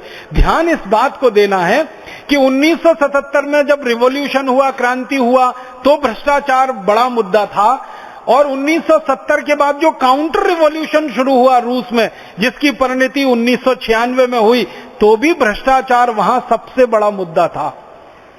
माने अगर हम देखें ज्यादातर देशों में क्रांतियां हुई हैं तो वहां की व्यवस्थाओं में भ्रष्टाचार जब चरम पर पहुंचा है तो लोगों ने उसका प्रतिकार किया है और क्रांति वहां पे हो गई। एक और कहानी सुनाता हूं। चीन नाम का एक देश है, हमारा पड़ोसी देश है। यह चीन देश भी एक लंबे समय तक अंग्रेजों का गुलाम रहा है। आपको एक बात पुरानी शायद याद है कि भारत में जब अंग्रेज आए तो अंग्रेज चीन में भी गए थे और ये अंग्रेज क्या किया करते थे, शुरू के दौर में भारत से कुछ अफीम लेके जाते थे और चीन में बेचा करते थे, चीन से चाय लेकर आते थे और भारत में बेचा करते थे। अंग्रेजी ईस्ट इंडिया कंपनी का सबसे पहला काम ये था। भारत में अफीम होती थी और अफीम भारत में बहुत साल से होती है। ये यहाँ पर आयुर्वेद की औषधि के लिए उपयोग में की जाने वाली खेती है। भारत में हजारों साल से आयुर्वेद में अफीम का उपयोग होता है। अंग्रेजी में जिसे हम लोग ओपियम कहते हैं, बहुत दवाएं बनती हैं इसकी। तो अंग्रेज यहाँ आकर अफीम खरीदते थे, चीन में ले जाके बेचते थे, चीन से चाय खरीदते थे, भारत में लाके बेचते थे। तो अंग्रेजों ने भारत की अफीम चीन के लोगों को पिला पिलाकर चीन को गुलाम बना लिया। इतनी शातिर कौम है ये अंग्रेजों की, इसकी कल्पना कोई नहीं कर सकता। चीन को गुलाम बनाने की ताकत इनमें बंदूक की नहीं थी। बंदूक से ये चीन को गुलाम नहीं बना सकते थे, क्योंकि चीन की ताकत अंग्रेजों से कई गुनी बड़ी थी। भौतिक रूप से ये अंग्रेज चीन को गुलाम नहीं बना सकते थे, सैनिक रूप से अंग्रेज चीन को गुलाम नहीं बना सकते थे, आर्थिक रूप से अंग्रेज चीन को गुलाम नहीं बना सकते थे। चीन अंग्रेजों से बहुत बहुत बहुत बड़ा देश है, कई कई गुना ज्यादा आबादी है, कई कई गुने ज्यादा संसाधन है। तो अंग्रेजों ने देखा कि ना सैनिक रूप से चीन को जीता जा सकता है, ना भौतिक रूप से इनको गुलाम बनाया जा सकता है, ना इनके ऊपर हम सीधे राज्य कायम कर सकते हैं। तो अंग्रेजों ने एक नया रास्ता निकाला कि चीनी नौजवानों को अफीम पिलाओ, नशे का शिकार बनाओ और पूरे देश के ऊपर कब्जा कर लो। आपको सुनकर हैरानी होगी, 50 साल अंग्रेजों ने चीनी लोगों को अफीम पिला पिला के ही गुलाम बना लिया और पूरा चीन अफीम का शिकार हो गया। बाद में चीन में कुछ नेता निकले और उनको ये बात समझ में आई कि हम तो इन अंग्रेजों के गुलाम हो गए अफीम के चक्कर में, व्यसन के चक्कर में। तब चीन में एक आंदोलन शुरू हुआ जो व्यसन मुक्ति का आंदोलन बना, नशा मुक्ति का आंदोलन बना। तो व्यसन मुक्ति के आंदोलन में से, नशा मुक्ति के आंदोलन में से एक नया चीन निकला। उन्होंने पहले तो अंग्रेजों को मार के भगाया अपने देश में से, अपने देश के पूरे इलाके को स्वतंत्र कराया और इसी स्वतंत्रता में काफी लड़ाइयां हुई अंग्रेजों की चीनी लोगों के साथ। उसमें अंग्रेजों को बहुत नुकसान हुआ, चीनी लोगों को ज्यादा नुकसान नहीं हुआ। अंत में अंग्रेज हारे और वहां से भागे। अंग्रेजों को भगाने का आंदोलन जब चीन में चला तो वहां भी स्वदेशी आंदोलन ही मूल आधार में था, और स्वदेशी की बात को लेकर चीनी लोगों ने यही संकल्प लिया था कि जिन अंग्रेजों से अपने देश को आजाद कराना है, उन अंग्रेजों की कोई वस्तु नहीं खरीदनी है, उन अंग्रेजों की कोई वस्तु का उपयोग नहीं करना है। तो पूरे चीन में स्वदेशी आंदोलन चला, अंग्रेजों का बहिष्कार हुआ, अंग्रेजी भाषा का बहिष्कार हुआ, अंग्रेजी वस्तुओं का बहिष्कार हुआ, अंग्रेजी पहनावे का बहिष्कार हुआ, अंग्रेजी भोजन का बहिष्कार उन्होंने किया, अंग्रेजी नामों का बहिष्कार किया, अंग्रेजी भवन जो बना दिए थे अंग्रेजों ने उनको तोड़ दिया, पूरी तरह से एक एक ईंट उसकी निकाल दी उन्होंने। इस तरह से पूरे चीन को उन्होंने अंग्रेजों की दास्ता और गुलामी से आजाद कराया। बाद में थोड़े समय के लिए चीन में थोड़ा बिखराव आ गया था, कुछ अंग्रेज समर्थक नेताओं का चीन पर कब्जा हो गया था। फिर उन अंग्रेज समर्थक नेताओं को हटाने के लिए चीन में एक दूसरी क्रांति हुई जो माओ जेडोंग के नेतृत्व में हुई, और 1949 में वो सफल हुई, और 1 अक्टूबर 1949 को चीन उस क्रांति में सफल होकर अपने आप को गणराज्य घोषित किया। तब से चीन सारी दुनिया के सामने एक स्वदेशी और स्वावलंबी देश के रूप में आगे बढ़ा है। चीन ने जो सबसे अच्छा काम अपने देश में किया, इस आंदोलन में से उन्होंने ये देख लिया कि अंग्रेजों के रास्ते पर चलकर, अंग्रेजों की व्यवस्थाओं को उपयोग करके, अंग्रेजी कानूनों को उपयोग करके अपने देश को आगे नहीं बढ़ाया जा सकता। तो उन्होंने सारे अंग्रेजी कानून और अंग्रेजी व्यवस्थाओं को हटा दिया। अंग्रेजों ने चीन में सेंट्रलाइजेशन कर दिया था उद्योगों में, चीन की सरकार ने उसका उल्टा कर दिया, डिसेंट्रलाइजेशन कर दिया उद्योगों में। उन्होंने कहा कि अंग्रेज बड़े उद्योग लगाते थे, चीन की सरकार ने कहा हम छोटे छोटे हजारों उद्योग लगाएंगे। एक बड़ी मोटर कार आप बनाते हैं एक ही कारखाने में, चीन की सरकार ने उसका उल्टा कर दिया, उस मोटर कार का एक एक पुर्जा हजारों कारखाने में बनेगा और फिर किसी एक कारखाने में जाके उसकी असेंबली होगी। उन्होंने ऐसी अंग्रेजों से बिल्कुल उल्टी नीति बनाई, उसमें से चीन निकल आया। छोटे छोटे उद्योग लगे, गांव गांव उद्योग लगे, और उसमें से चीन बढ़ता चला गया। फिर चीन की सरकार ने यह तय किया कि अंग्रेजों के जमाने में चीन में टैक्स बहुत हो गया था।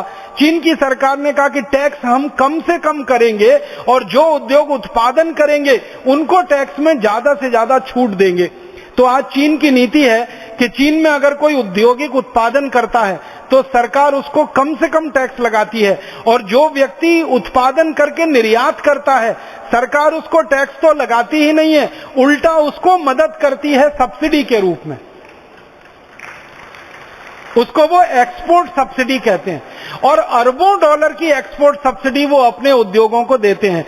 परिणाम क्या होता है कि चीन में बनने वाली 10 रुपए की चीज दुनिया के बाजारों में 5 रुपए में बिक जाती है, क्योंकि 10 रुपए की वस्तु पर 5 रुपए वहां की सरकार सब्सिडी में दे देती है।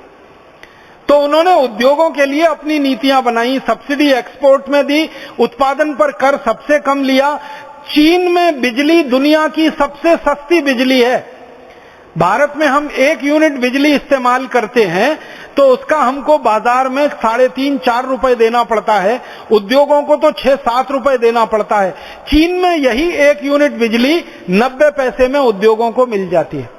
सस्ती बिजली, सस्ता पानी, सस्ती सड़कें, लोगों के ऊपर टैक्स कम से कम, व्यापार और उद्योगों को ज्यादा से ज्यादा बढ़ावा, निर्यात वाले उद्योगों को और ज्यादा बढ़ावा, और खेती और किसानी करने वालों को तो सबसे ज्यादा बढ़ावा। इस तरह से चीन बढ़ता गया, और आज सारी दुनिया के बाजारों में ज्यादा से ज्यादा सामान आपको मिलेगा तो चीन का माल मिलेगा। अमेरिका के बाजार में जाओ तो चीनी माल है, ब्रिटेन के बाजारों में जाओ तो चीनी माल दिखाई देगा। भारत के बाजारों में देख लो, दुकानें भरी पड़ी हैं चीनी सामानों से, चीनी खिलौने हैं, चीनी अगरबत्तियां, चीनी मोमबत्तियां, चीनी गणेश जी आ गए हमारे देश में, चीनी लक्ष्मी जी आ गई। अभी थोड़े दिन पहले दीपावली आके गई है, दीपावली पर चीन से बनाए हुए लक्ष्मी गणेश आकर भारत में बिक गए। और अभी थोड़े दिन पहले हमारे यहाँ दीपावली के पहले कुछ और त्योहार आए, एक राखी का त्योहार आया, रक्षाबंधन का। मैं हैरान हो गया, हरिद्वार जैसे छोटे शहर में चीन की बनाई हुई राखी बिक गई। चीन की राखियां बिक जाती हैं, चीन के लक्ष्मी गणेश जी बिक जाते हैं, चीन के बनाए हुए बच्चों के खिलौने आकर इतने बिक रहे हैं कि भारत के सारे खिलौना बनाने वाले उद्योग बर्बाद हो रहे हैं। तो चीन की हर वस्तु इतनी सस्ती, चीन की घड़ियां आकर दिल्ली के बाजार में बिकती हैं किलो के हिसाब से। घड़ी ले लो, 1 किलो, 2 किलो, 5 किलो, तराजू में तौल के देता है। 1 किलो घड़ी 40 रुपए की, 2 किलो घड़ी 80-100 रुपए की। चांदनी चौक में आप जाइए दिल्ली में, चीन की घड़ियां किलो के हिसाब से मिलती है। इतनी सस्ती सस्ती चीजें। सब लोग एक ही सवाल पूछते हैं कि चीन का माल इतना सस्ता क्यों है? कारण उसके 3 हैं।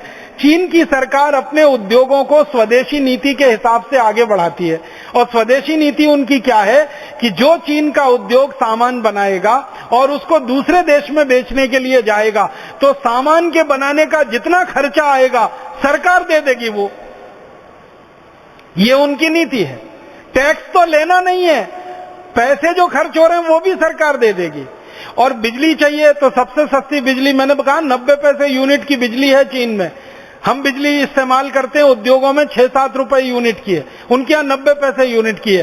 पानी उद्योगों के लिए सबसे सस्ता, सड़कें फोकट में बना के सरकार दे देती है उद्योगों के लिए। और चीन में कोई उद्योग लगाना हो और चलाना हो और कोई स्वदेशी व्यक्ति उस काम को करे तो 1 महीने के अंदर सारी व्यवस्थाएं सरकार करके दे देगी। सड़क बना देगी, बिजली के तार डल जाएंगे, लाइनें खिंच जाएंगी, पानी पहुंच जाएगा। 1-1.5 महीने में आप अच्छे से इंडस्ट्री शुरू करिए और आप एक्सपोर्ट करने लगे तब तो आपका सारा खर्चा सरकार उठा लेगी।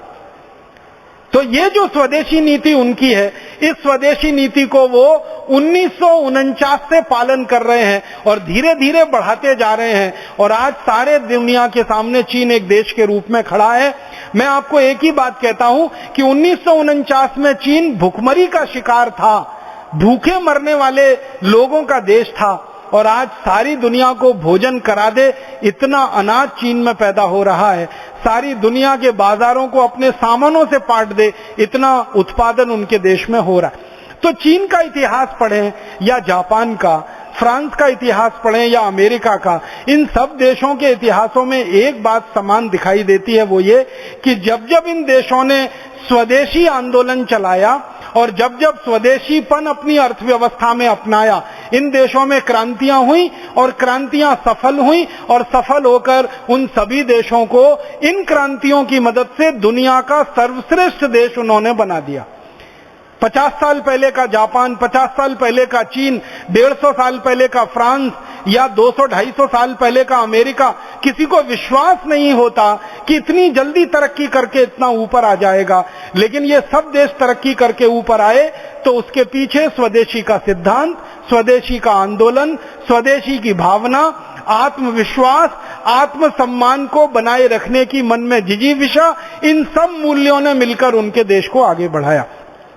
अब मैं आखिर में भारत की बात करना चाहता हूं कि ये सारे देश अगर सफल हो सकते हैं स्वदेशी का सिद्धांत अपनाकर, तो भारत सफल क्यों नहीं हो सकता स्वदेशी का सिद्धांत अपनाकर? सीधी सी बात है। अगर जापान सफल हो सकता है, फ्रांस सफल हो सकता है, अमेरिका सफल हो सकता है, चीन सफल हो सकता है, रूस सफल हो सकता है, तो भारत भी हो सकता है। इसलिए मुझे लगता है कि भारत स्वाभिमान का ये पूरा का पूरा अभियान जो भारतीयता और स्वदेशी को आधार बनाकर चल रहा है, जिसके मूल सिद्धांतों में भारतीयता और स्वदेशीपन है, ये भारत स्वाभिमान का अभियान भी पूरी तरह से सफल होगा इस देश में। दूसरी बात जो मुझे लगती है भारत स्वाभिमान के सफल होने के लिए, वो ये कि इन 5 देशों में क्रांतियों का उदाहरण मैंने आपको दिया। ऐसे 70 देश हैं दुनिया में जहां क्रांतियां हुई हैं पिछले 1000 वर्षों में। इन सभी देशों में क्रांतियां तभी हुई हैं जब भ्रष्टाचार चरम पर पहुंच गया है। भारत में भी इस समय भ्रष्टाचार अपने चरम पर पहुंचा हुआ है। इसलिए मुझे पूरा विश्वास है कि भारत स्वाभिमान की क्रांति भी सफल होगी। हमारे देश में भ्रष्टाचार कितने चरम पर है, आप सभी ये बात को याद रखिए। हमारे देश में एक पूर्व प्रधानमंत्री हुआ करते थे, श्री राजीव गांधी। उन्होंने एक बार लोकसभा में ये कहा कि मैं देश की अर्थव्यवस्था में जब किसी नागरिक से 1 रुपए टैक्स का लेता हूं और बदले में वो 1 रुपए विकास के लिए उस नागरिक के पास देता हूं, तो उसके पास मात्र 15 पैसा ही पहुंचता है। 85 पैसा तो भ्रष्टाचार और घूसखोरी में ही चला जाता है। ये बात श्री राजीव गांधी ने कही थी संसद में। बहुत सारे देश के अर्थशास्त्रियों ने उस समय श्री राजीव गांधी को यह कहा था कि आप अतिशयोक्ति कर रहे हैं। तो श्री राजीव गांधी ने कहा था कि शायद थोड़े दिनों के बाद लगेगा कि मेरी बात अतिशयोक्ति नहीं है। श्री राजीव गांधी अब जीवित नहीं है, वो स्वर्गवासी हो चुके हैं। हमारे देश की सरकार ने समय समय पर अर्थव्यवस्था में भ्रष्टाचार को नापने के लिए कई अध्ययन करवाए हैं और उन सभी अध्ययनों की रिपोर्ट बताती है कि केंद्र सरकार अगर दिल्ली से 1 रुपया विकास के लिए नीचे किसी आदमी को भेजती है तो अब तो उसके पास 10 पैसा ही पहुंच पाता है। 90 पैसा तो घूसखोरी और भ्रष्टाचार में ही चला जाता है। अब आप सोचिए कि जब देश के विकास के लिए 1 रुपया सरकार के द्वारा खर्च किया जाए और उसमें से 90 पैसा भ्रष्टाचार में चला जाए, घूसखोरी में चला जाए, इसका मतलब क्या हुआ कि विकास के लिए खर्च होने वाले धन का 90% लूटमारी में जा रहा है। घूसखोरी माने लूटमारी, डकैती, सीधे सीधे डकैती और लूटखोरी में 90% धन जा रहा है। इसका अर्थ क्या हुआ?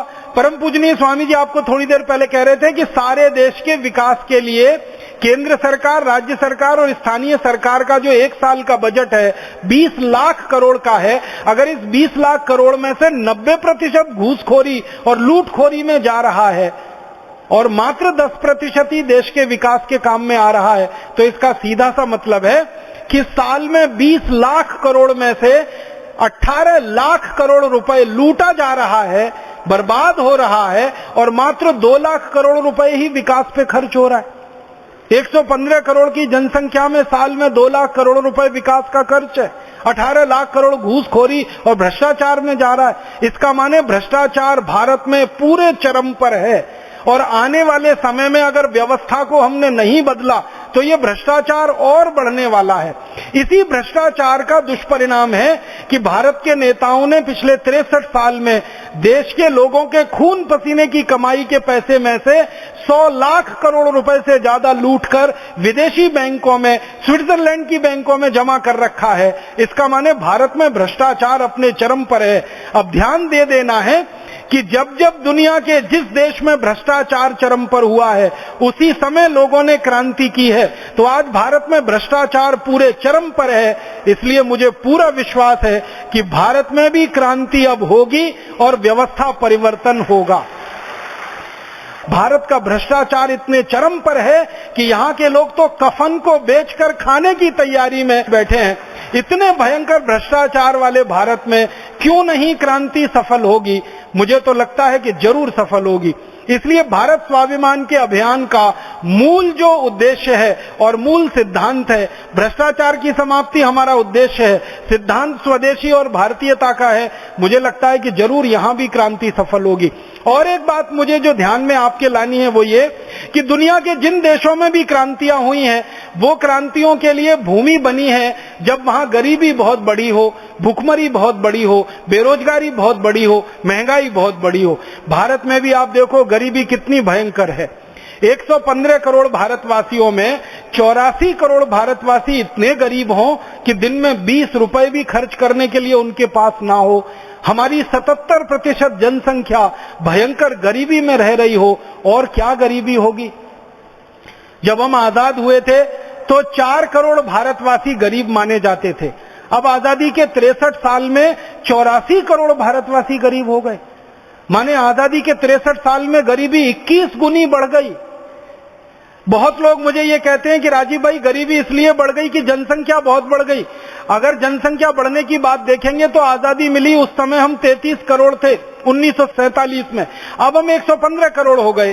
तो जनसंख्या हमारी 3.5 गुनी बढ़ी है, तो गरीबी भी 3.5 गुनी बढ़नी चाहिए। तो 4 करोड़ की गरीबी 12 करोड़ होनी चाहिए, लेकिन गरीबी 4 करोड़ लोगों से बढ़कर 84 करोड़ तक कैसे पहुंच गई? जनसंख्या 3.5 गुनी बढ़ी, गरीबी 21 गुनी कैसे बढ़ गई? गणित के किसी सिद्धांत से हम इसे सिद्ध नहीं कर सकते। अगर जनसंख्या 3.5 गुनी बढ़ रही है तो गरीबी 3.5 गुनी बढ़नी चाहिए। जनसंख्या 3.5 गुनी बढ़ी, गरीबी 21 गुनी बढ़ गई। इसका एक ही उद्देश्य, एक ही का जवाब है, वो ये कि जनसंख्या भले 3.5 गुनी बढ़ी हो, लेकिन आजादी के 63 साल में इस देश की लूट 21 गुना बढ़ गई है। घूसखोरी, भ्रष्टाचार 21 गुना बढ़ गया है, जिसके कारण ये गरीबी इस देश में बढ़ गई है। तो गरीबी इस देश में है जो क्रांति के लिए बहुत बड़ा आधार बनाता है। बेरोजगारी इस देश में कितनी भयंकर है। हमारी सरकार ये कहती है कि 2 हाथों से काम करने वाले भारत में 64 करोड़ लोग रहते हैं, जिनके 2 हाथों में दम है काम करने का। माने काम करने की उम्र जिन लोगों की है, ऐसे 64 करोड़ लोग इस देश में हैं। अंग्रेजी में इसको कहा जाता है वर्किंग एज। हमारे देश में जिनकी काम करने लायक उम्र है वो 64 करोड़ है, और इनमें से सम्मानजनक काम सिर्फ 3.5 करोड़ लोगों को ही मिल पाया है आजादी के 63 साल में। जिसको हम कहते हैं सम्मानजनक रोजगार, वो सिर्फ भारत में 3.5 करोड़ लोगों को है।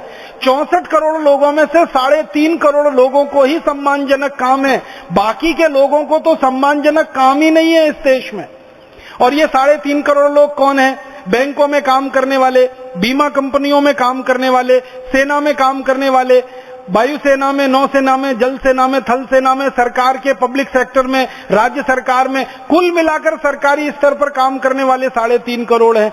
बाकी के लोगों के रोजगार की कोई व्यवस्था नहीं है। किसी को साल में 3 महीने काम मिलता है, किसी को साल में 2 महीने काम मिलता है, किसी को ठेला चलाना है, किसी को रेहड़ी लगानी है, किसी को सड़क के फुटपाथ पर बैठकर अपना माल बेचना है, वो भी शांति से नहीं बेच सकता। पुलिस वाले आते हैं, डंडा मार के कभी भी भाग जाते हैं, पुलिस वाले आते हैं, पैसे वसूल के कभी भी चले जाते हैं।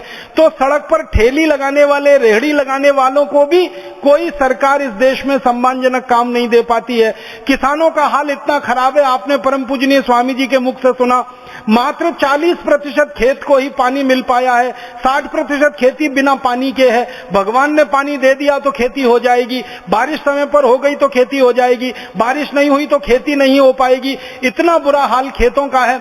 बहुत दर्दनाक बात मैं आपसे कहना चाहता हूं कि भारत की 60% खेती पानी के बिना है, भगवान के भरोसे है, प्रकृति के भरोसे है। अगर बारिश हो जाए तो ठीक है, नहीं बारिश हो पाए तो गांव से लोग उजड़ना शुरू हो जाते हैं। और सरकार के आंकड़े हैं कि हर 1 मिनट में 30 गांव के लोग गांव छोड़कर शहर भाग जाते हैं। वो झुग्गी झोंपड़ियों की जनसंख्या बढ़ाते हैं, फिर झुग्गी झोंपड़ियां बसना शुरू हो जाती हैं, क्योंकि गांव में बारिश नहीं हुई ठीक से, खेत में कुछ पैदा होगा नहीं, रोटी तो खानी है, पेट की आग तो बुझानी है, तो लोग शहर में जाते हैं, मुंबई में जाते हैं, धारावी में रहना शुरू करते हैं, बेंगलोर में जाते हैं, दिल्ली में जाते हैं, झोंपड़पट्टियों में रहना शुरू करते हैं। और बहुत दुख से कहना पड़ता है कि मुंबई, दिल्ली, मद्रास, हैदराबाद, सिकंदराबाद जैसे बड़े शहरों में 65% आबादी झुग्गी झोंपड़ियों में रहती है। और उन झुग्गी झोंपड़ियों में रहती है जहां 10 बाई 10 फीट की एक छोटी सी खोली होती है, उसमें 8-10 आदमी भेड़ बकरी की तरह से रहते हैं। कीचड़ होता है, नाली होती है, कुत्ते होते हैं, बदबूदार स्थिति होती है। मैं तो धारावी की झोंपड़पट्टियों में इतनी बार गया हूं, आप अगर जाएं तो नाक पर रूमाल रखे बिना 1 मिनट वहां खड़े नहीं हो सकते। आप कल्पना करिए कि लोग वहां सालों साल अपनी जिंदगी गुजार देते हैं, क्योंकि गांव से पूरी तरह से बेघर होकर, उजड़कर वो शहर में आए हैं, क्योंकि गांव में रोजगार की कोई व्यवस्था नहीं है, क्योंकि गांव में खेतों को पानी नहीं है, क्योंकि खेतों में कोई उत्पादन की स्थिति नहीं है, गांव में रोजगार का कोई साधन नहीं बन पाया, सरकार की नीतियां ऐसी नहीं है जो गांव में रोजगार का बढ़ावा कर सके। तो गांव उजड़ रहे हैं और शहरों में आकर झोंपड़पट्टियों की संख्याएं बढ़ रही हैं, रहने वाले लोगों की दुर्दशा वहां पर है। तो ऐसी नीतियां जब इस देश में चल रही हो और इतनी खराब हालत हो, तो क्यों नहीं क्रांति होनी चाहिए इस देश में? क्यों नहीं बगावत होनी चाहिए इस देश में? क्यों नहीं व्यवस्था बदलने की बात होनी चाहिए? क्यों नहीं कानून बदलने की बात होनी चाहिए? और सबसे बड़ी बात, महंगाई, दिन दूनी रात चौगुनी महंगाई बढ़ रही है। आप सब माताएं बहन अपना घर चलाती हैं, घर का बजट बनाना कितना मुश्किल हो गया है। 1992 के पहले 5,000 रुपए महीने में घर चलता था, अब 10 से 15,000 रुपए महीने में घर चलना मुश्किल हो गया है। महंगाई भारत में चरम पर पहुंच रही है और सरकार के हाथ पर फूले हुए हैं। बड़े बड़े अर्थशास्त्री ये कह रहे हैं कि इस महंगाई पर लगाम लगाना हमारे बस में नहीं है, क्योंकि सरकार ने जो नीतियां बनाई हैं और जो कानून बनाए हैं वो महंगाई बढ़ाने वाले ही है, और महंगाई को घटाने वाली नीतियां इनके पास है नहीं, कानून है नहीं। महंगाई बढ़ी हुई है, गरीबी बढ़ी हुई है, बेकारी बढ़ी हुई है, मारामारी इस देश में बढ़ी हुई है, लोगों की दुर्दशा है, किसानों की दुर्दशा है, मजदूरों की दुर्दशा है। आखिर ऐसा क्या नहीं है इस देश में जो क्रांति करने के लिए फलीभूत हो नहीं सकता? मुझे लगता है कि रूस में, फ्रांस में, या फिर अमेरिका में, या तो जापान में, या तो चीन में जो क्रांतियां हुई, अगर वहां क्रांति होने के लिए 4-5 कारण थे, तो भारत में तो क्रांति होने के लिए 20 कारण है। इसलिए यहां भी क्रांति अब होगी और यहां भी व्यवस्था परिवर्तन का काम होगा, मुझे इस बात का संपूर्ण विश्वास है। और जिस देश में भी क्रांति हुई, कोई एक व्यक्ति ने विचार दिया, कोई एक व्यक्ति ने उस विचार के प्रयास के लिए संगठन बनाया, संगठन बनकर खड़ा हुआ और लोगों ने पूरी व्यवस्था को बदल दिया। हर एक देश में ये बात दिखाई देती है, अपने भारत में भी हमको यही दिखाई देता है। परम पूजनीय स्वामी रामदेव जी ने एक विचार हमको दिया कि 15 अगस्त 1947 को तो अंग्रेजों को भगाया, लेकिन अब अंग्रेजियत को भगाना बाकी है। 15 अगस्त 1947 को अंग्रेजों को भगाया, लेकिन अंग्रेजी भाषा को भगाना बाकी है। 15 अगस्त 1947 को ईस्ट इंडिया कंपनी को भगाया, लेकिन अभी 5000 विदेशी कंपनियों को भगाना बाकी है। 15 अगस्त 1947 को एक अंग्रेजी कानून हटा इस देश में से, अभी 34,735 अंग्रेजी कानूनों को हटाना बाकी है। 15 अगस्त 1947 को अंग्रेज गए, लेकिन अंग्रेजी पुलिस अभी यहाँ है, अंग्रेजी न्याय व्यवस्था है, अंग्रेजी कानून व्यवस्था है, अंग्रेजी शिक्षा व्यवस्था है। यहाँ तो भारत में सब कुछ वही है जो अंग्रेजों का है, बस इतना ही है कि पहले गोरे अंग्रेजों के द्वारा वो चलता था, अब काले अंग्रेज चला रहे हैं। इसलिए भारत में आजादी की लड़ाई जो हुई है वो अधूरी है, उसको पूरा करने का काम हमें करना है। हमारे देश के क्रांतिवीर भगत सिंह, ऊधम सिंह, चंद्रशेखर, महात्मा गांधी, अशफाक उल्लाह, तात्या टोपे, झांसी की रानी लक्ष्मीबाई, नाना फडणवीस, ऐसे 7,32,000 से ज्यादा क्रांतिवीरों ने अंग्रेजों को भगाकर आजादी हमारे हाथ में दी है। अब हमें क्या करना है? उस आजादी की व्यवस्था को बदल के स्वदेशी और स्वतंत्र व्यवस्था बनाना है, ये काम हमें करना है। शहीदों ने एक काम किया, हमें उसके आगे का दूसरा काम करना है। हमारे देश में शहीद जितना करके गए उसके आगे का काम हम कर पाए, इसी के लिए भारत स्वाभिमान का अभियान है। ऐसा अभियान कभी 1975 में हमारे देश के एक महानायक जयप्रकाश नारायण ने शुरू किया था, लेकिन समय ने साथ नहीं दिया। समय से पहले उनकी मृत्यु हो गई, दोनों किडनियां उनकी फेल हो गई। उन्होंने व्यवस्था परिवर्तन का आंदोलन उठाया था, संपूर्ण क्रांति की बात उन्होंने की थी, और हर व्यवस्था परिवर्तन के आंदोलन में सत्ता परिवर्तन पहला चरण होता है। तो माननीय जेपी जी के नेतृत्व में व्यवस्था परिवर्तन का आंदोलन शुरू हुआ, एक कदम आगे बढ़ा, उन्होंने सत्ता बदल दी, और ऐसी सत्ता बदल दी जिसके बदलने की किसी को कल्पना नहीं थी। एक जमाने में कोई ये सोच नहीं सकता था भारत में कि श्रीमती इंदिरा गांधी की सरकार कभी गिर सकती है। माननीय जेपी जी के नेतृत्व में चले आंदोलन ने श्रीमती इंदिरा गांधी की सरकार को गिराया, सत्ता को बदल दिया। फिर आगे व्यवस्था बदलने का जो काम था वो अधूरा रह गया, क्योंकि जयप्रकाश जी समय से पहले चले गए, वो काम बिखर गया। मुझे ऐसा लगता है कि माननीय जेपी जी का अधूरा काम और 1947 में जो अधूरा काम छूट गया क्रांतिकारियों से, जो पूरा होना चाहिए था, भगवान ने वही काम हमारी झोली में डाला है, भारत स्वाभिमान की झोली में डाला है। भारत स्वाभिमान इस अधूरे काम को पूरा करेगा और इस काम में पूरी तरह से सफल होगा, ऐसा मेरा संपूर्ण विश्वास है। और इस विश्वास के होने का एक और कारण है कि जब भी नेतृत्व किसी ऐसे व्यक्ति के हाथ में होता है जो सन्यासी है, जब भी नेतृत्व किसी ऐसे व्यक्ति के हाथ में होता है जो निस्वार्थी है, जब भी नेतृत्व किसी ऐसे आदमी के हाथ में होता है जिसको सत्ता की आकांक्षा नहीं, जिसको सिंहासन की आकांक्षा नहीं, जिसको पद की आकांक्षा नहीं, ऐसे नेतृत्व के साथ होने वाला आंदोलन हमेशा सफल होता है। उसको असफल करने की ताकत दुनिया में किसी में कभी नहीं रही है। तो अपना भारत स्वाभिमान का आंदोलन भी ऐसा ही आंदोलन है। अपने को सत्ता नहीं चाहिए, अपने को संपत्ति नहीं चाहिए, अपने को पद नहीं चाहिए, अपने को प्रतिष्ठा नहीं चाहिए। अपने को सत्ता, संपत्ति, पद, प्रतिष्ठा कुछ नहीं चाहिए। अपने को तो एक और एक मात्र चाहिए कि भारत की गरीबी दूर हो, बेरोजगारी दूर हो, भुखमरी दूर हो, हमारा देश दुनिया में सबसे ज्यादा वैभवशाली बने, सबसे ज्यादा समृद्धशाली बने, सबसे ज्यादा संपत्तिशाली बने, दुनिया के चरम पर भारत पहुंचे।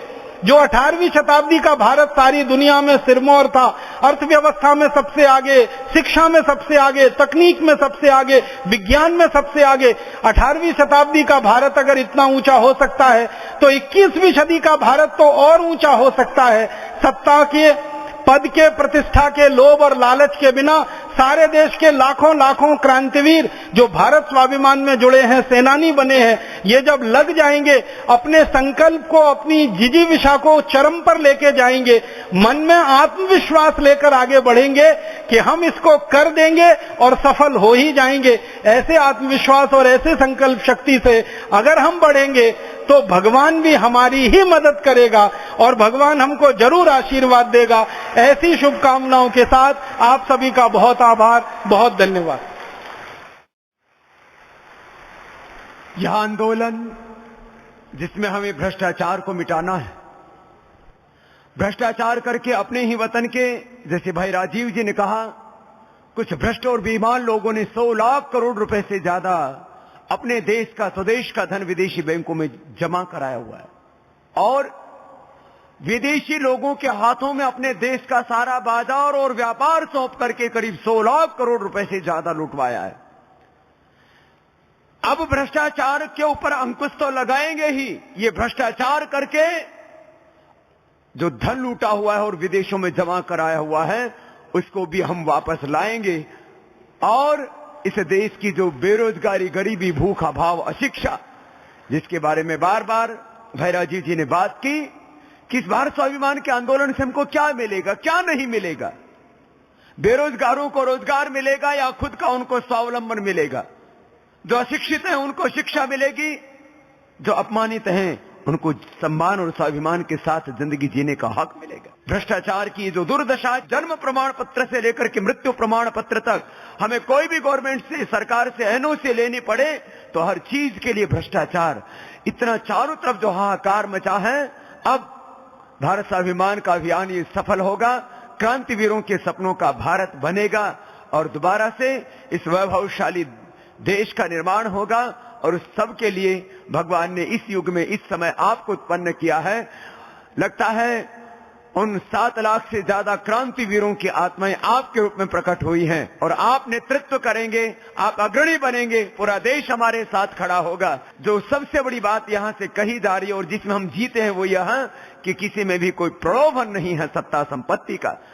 तो आइए इस मिशन में अपनी जिंदगी, अपनी जवानी, अपना वैभव, अपना सब कुछ जब हम इसमें अर्पित करेंगे तो निश्चित रूप से यह हमारा अभियान सफल होगा।